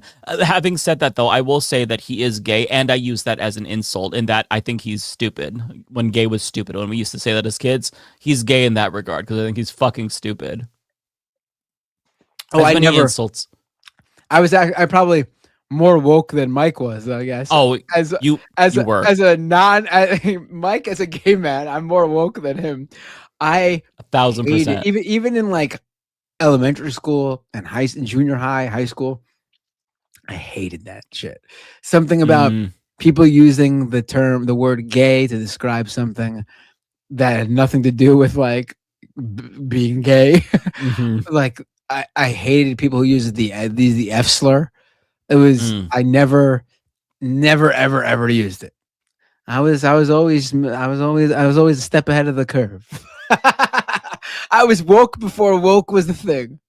You were down before I was down, and I was using gay as every other word and the F slur as every word, homophobically, to be clear. When I was in the closet, bro, I said that saying something was gay was every other word for me. Because I'm like, oh, if I just call everything gay, they'll never know. That was more of a subconscious thought. I didn't actually think that because I wasn't clear myself, but I was just defensive. You know what I mean? So everything was gay. Everyone was an F slur back then. So yeah, Matt was 1,000% more woke than I was when we were the same age, probably when we were young men. Which goes to show you the biggest homophobes are usually the biggest queens. Oh, I mean, you could see it with literally 90% of conservative influencers who are male. Benny Johnson. 0% Michael Knowles. Michael Knowles, yeah. Although I will say Michael Knowles, I think, is bisexual. That's possible. But Benny Johnson is a 6 on the Kinsey scale. He just is attracted to men. He has 0 attraction to women whatsoever. I'm so sorry to his wife if she's watching, and she's not, but he has no attraction to you. And she knows this. AB. I mean, there's no way you're someone who's with Benny Johnson and you don't know. I don't see how. I mean, this is not even a secret. You have openly gay men who worked at BuzzFeed come out and say Benny Johnson made out with me at a company party. He's at least bi, and there's nothing wrong with that. The reason we bring it up is because this is someone who absolutely hates the LGBTQ community because Who knows why? I mean, we could guess, but I think it's horrible to be someone who advocates against the LGBTQ community, and it's a good chance because you're trying to suppress something deep within. Because, like, 1000%. why are you throwing other people? Why are you ruining other people's lives? Like, if you want to ruin your life, I don't give a shit. Like, if you want to be miserable your whole life because you're suppressing who you really are, that's on you. I don't care. But why do you got to go after other people and ruin their lives? Yeah, exactly. And you said it perfectly. It's always about them being hypocrites. That's the main issue. It's not that being gay is bad, obviously. It's not that putting on big titties and doing bimbofication. It'd be really funny if you Mike Figueredo of the Humanist Report came out and was like, it's being gay is a horrible thing. Being gay is a real shame. Trust me, you don't want to be. Don't be like me. No, I actually love being gay because I feel like it gives me superpowers. Like, I am musically inclined. I feel like I have really good taste in decor. Like, okay, I'm sure. I think there's no better.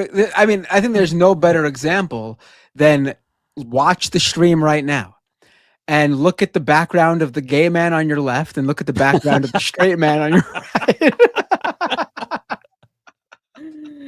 Although I wish that was my background. I couldn't come up with that background. It's very clear Mike curated that background very carefully and did some nice interior design work. That doesn't come naturally. That's all me.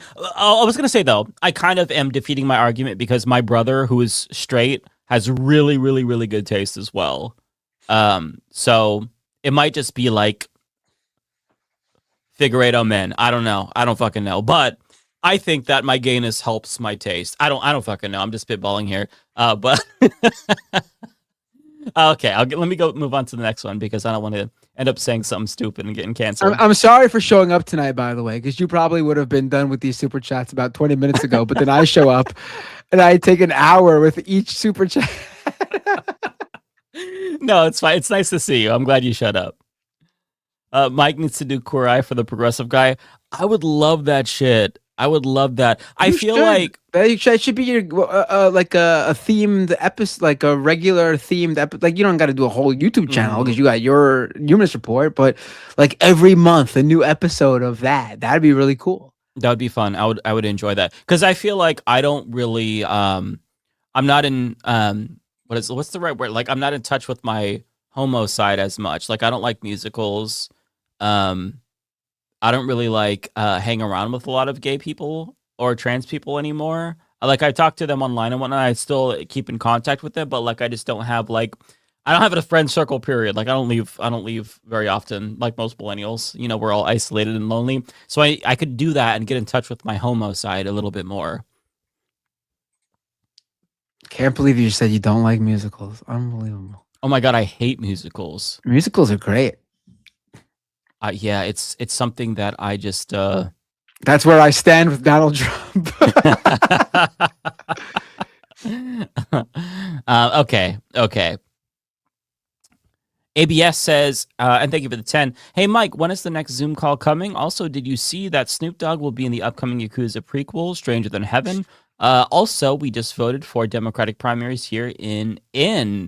Okay, next Zoom call is it's next Friday. I think that's the 15th. Let me just double check to make sure that it is indeed the 15th. Yes, it's the 15th. So yeah, 15th at 5. Also Snoop Dogg. So as I said to the other question, I think it was Lizzie, I have not seen the trailer for Stranger Than Heaven. So I'll check that out after. I'm not big on the Yakuza games. I haven't really been able to get into them. It's not that I don't like them. I just never played them. But I'll check out the trailer. Kowalski, thank you for the 10, Kowalski. I hope you have a happy Mother's Day, Mike. Well, thank you, Kowalski. Mike, never forget that you are the mama of the Leftist Mafia. You are this organization's moral compass, a lighthouse in a stormy sea, guiding us to shore. Kowalski, that's beautifully put. Thank you so much. I am the mama of Leftist Mafia. Although I feel like the energy that I put out is more like fun gay uncle or maybe fun auntie. It just depends. I hope, anyways. But no, it's probably mom. It's probably mom. Yeah. I am. Yeah. Kowalski's probably right. Freakadelic. I guess you don't control your own vibes, right? I'm putting out Mama Bear vibe. Freakadelic says, my MJ movie conspiracy theory, 93 allegations were to be in it. They then plumb remembered legal restriction. Sorry, naysayers, nothing we could do. I'll be completely honest. I don't actually know what the Michael movie controversy is. I know that I think it's that they didn't include any of the relevant like the accusations and allegations. Oh, okay. Yeah, nothing. Okay, because I know about that. I just didn't know what it's movie. A very sanitized version of his life. Oh, okay.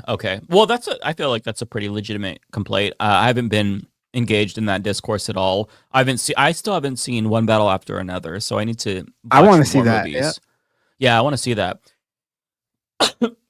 I mean, I don't know the full. Maybe there's more to the MJ movie conspiracy, and honestly, I've never been such a big MJ fan. Listen, I do think it's weird that there's so many people able to look past the allegations. Mm-hmm. I also think there is a version of his life where he is, there's a I don't want to say the word sympathetic, but he is a victim of a lot. It seems like himself doesn't make what he did right, obviously, or the allegations. But I think you could have done an MJ movie that covered everything and still gave off, an MJ that you wanted to, which clearly they wanted to put off a specific MJ. Yeah. But it's always been very bizarre to me how, like, of course, the guy had great songs and was an amazing performer, but at the same time, I can't look past what the allegations are. Mm-hmm. Yeah, I'm with you there. I feel like it would kind of be hard to get that out of my mind. I don't think I could enjoy the movie. I have a very difficult time separating the art from the artist in general. And it's all of you all know my faves are all terrible people. Kanye West was like my all-time fave. I also loved R. Kelly. Like every fucking musician I liked, terrible person. So yeah, let's see here. Looney Tunes says... It's for me. Oh, it's for you. Okay. Well. Looks like Matt in the Hat didn't see me finish my entire There Once Was a Streamer poems. Rebecca was the last one to get her own. I don't know what you're talking about. Oh, Looney Tunes sent the chat saying, basically kind of ribbing Rebecca for not being here for a while. Like, hey, there once was a streamer. Her name was Rebecca. She was on Leftist Mafia and Like It or Not. But she just returned this week to Like It or Not and Leftist Mafia because she just finished moving. So... he was kind of poking some fun at her for that. Yeah, everyone's been a bit busy with their own things. I get it. Life just happens, and sometimes all at the same time for 6 people. yeah. And to varying degrees. I would love for us to get back into the. I'm not saying next week, but over a little bit of time, I'd love to see us all get back to being able to do it regularly. We'll see. Mm-hmm. Oh shit, not you again. This is it's for me. Matt, nice Erica Kirk cosplay you have on tonight. I've always dressed like this. Erica Kirk's cosplaying as me. No, but I'm just wearing I've got a black t-shirt on and I got a black hoodie on. I'm not wearing that weird like long sleeve black like thermal whatever she was wearing. You see somebody said she looked like Chuck D and Chuck D responded to it on Twitter. Oh really? I didn't see that. Yeah. I think that's the real Chuck D. It was like a massive account, but yeah, I thought that was really funny. You can't say that me, who always wears all black everything, is Erica Kirk. That's true. This is for me. Kowalski. I need my conspiratorial fix. When can we expect Doomed back? 2028 or when gas gets below $3. I have some conspiracies of my own on a caffeine high and inhaling insecticides. It's a good question. I don't know. I don't know when Doomed will come back. Maybe it doesn't. Maybe I do something different. I've been trying to gauge exactly what I want to do when I get back into the swing of things here. I feel like the podcast world got oversaturated really quick. I don't know if people can. And even Doomed, when I was doing it regularly, more people were watching it as a YouTube stream than listening to the podcast. Maybe I focus on finally doing videos, like regularly daily videos. I think that makes more sense in terms of what would work. Also, I think I'd like to do get the newsletter finally going, a regular daily newsletter with breaking, original reporting and things like that. Hopefully, I'll let you guys know soon. Also, I'm gonna need I don't think I told everybody on here, but along with everything else that happened the past couple of months and weeks with my family, I went to the hospital for the first time in my life twice over the past couple of weeks. So I got not massive, but bigger than I can afford hospital bills that I'm not going to do a GoFundMe because I believe that's for like when you really need, like if I can't pay my rent, I would do a GoFundMe. I still have a full-time job. I could pay my rent, but these hospital bills are putting me in going to put me in a debt. So hopefully I can get this Substack newsletter going, and I would appreciate people signing up for the paid newsletter. And that's how I would do it. I would, fundraise with a product to give you guys. I wouldn't just ask for money with nothing in return. Do you have health insurance? Yeah, but I have a bad one, like a very big, the deductible. What's it called? Deductible. Yeah. Yeah. That sucks. Last but not least, we have Clorock. I'm not sure if this is for you or me, but it says, did you hear about Obama wanting a strong Republican Party on Colbert?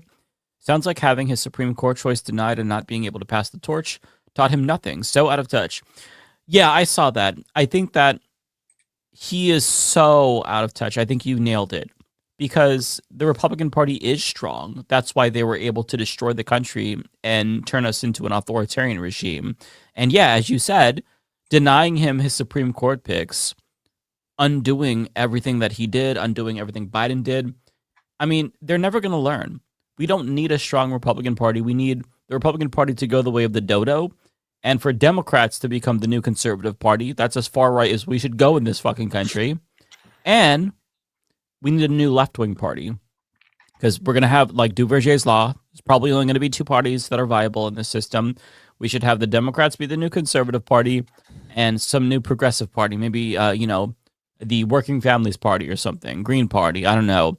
But Republicans should not be a party that is electorally viable, let alone allowed to exist. Like, I would actually straight up ban them if I could. Like, if Democrats get power, they should go that route, because that's how much of a threat they are to the country and to the planet. They are a psychotic death cult, and they are hell-bent on death and destruction. So I think that, this authoritarian party, I don't know if you can address the threat that they pose democratically.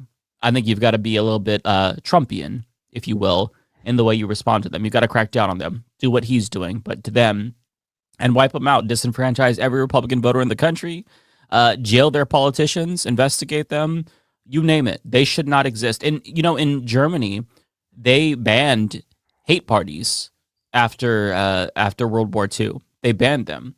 So I feel like the Republican Party today would not be able to get elected under those conditions, because they're just a straight up hate group. They're an extremist hate group. So yeah, I don't want a strong Republican Party. I want no Republican Party. So that's my thoughts on that. Maybe a little bit controversial, but I'm not as big as Hassan, so hopefully nobody sees that. It's my true thoughts, though. Okay, that's it, though. Did you have anything else that you wanted to plug, or anything on Twitch that you wanted to? On Twitch. I forgot all about Twitch. I didn't even have it open. I don't even know if I have anyone watching on Twitch. My Twitch is very much neglected. Lil Yumper subscribe with Prime. Thank you so much. And Joey Bag of Donuts resubscribe with Prime. They've been a subscriber for 18 months. Thank you very much. I appreciate it. Let's see. Oh, nice. There are some people watching on Twitch. Nice to see you all. Yeah, sorry. we got a good amount of people on Twitch. Just a few people. Yeah, that's it. Who do you want to raid? Wait, my Twitch stream ended. What? No, it's not. It's still on. Oh, okay. Huh. That's weird. I got a few people on Twitch. Let's see. Makes sense to send it to someone who doesn't have many viewers right now because it'll mean more. How about Jason Society? Okay, yeah, good idea. Hello, Twitch chat. It's nice to see you all. All right, everybody. Rating right now.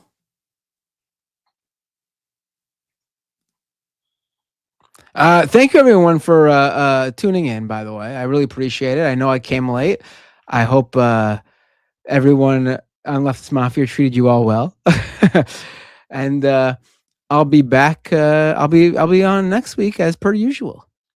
I will too. Lance will also be back, and both Ariana and Rebecca will be back as well. So if David is on, if we can get David, we'll have the whole crew. Yeah, and Chris Smalls is going to come on too. Ariana said so. We could have a loaded show next week. So could be fun. All right, folks. Let's. Hold on, I'm gonna raid. Let me do that raid. Jason Society. Here we go. 6, 5, 4, 3, 2, 1. We'll see you all next week. Take care, everybody.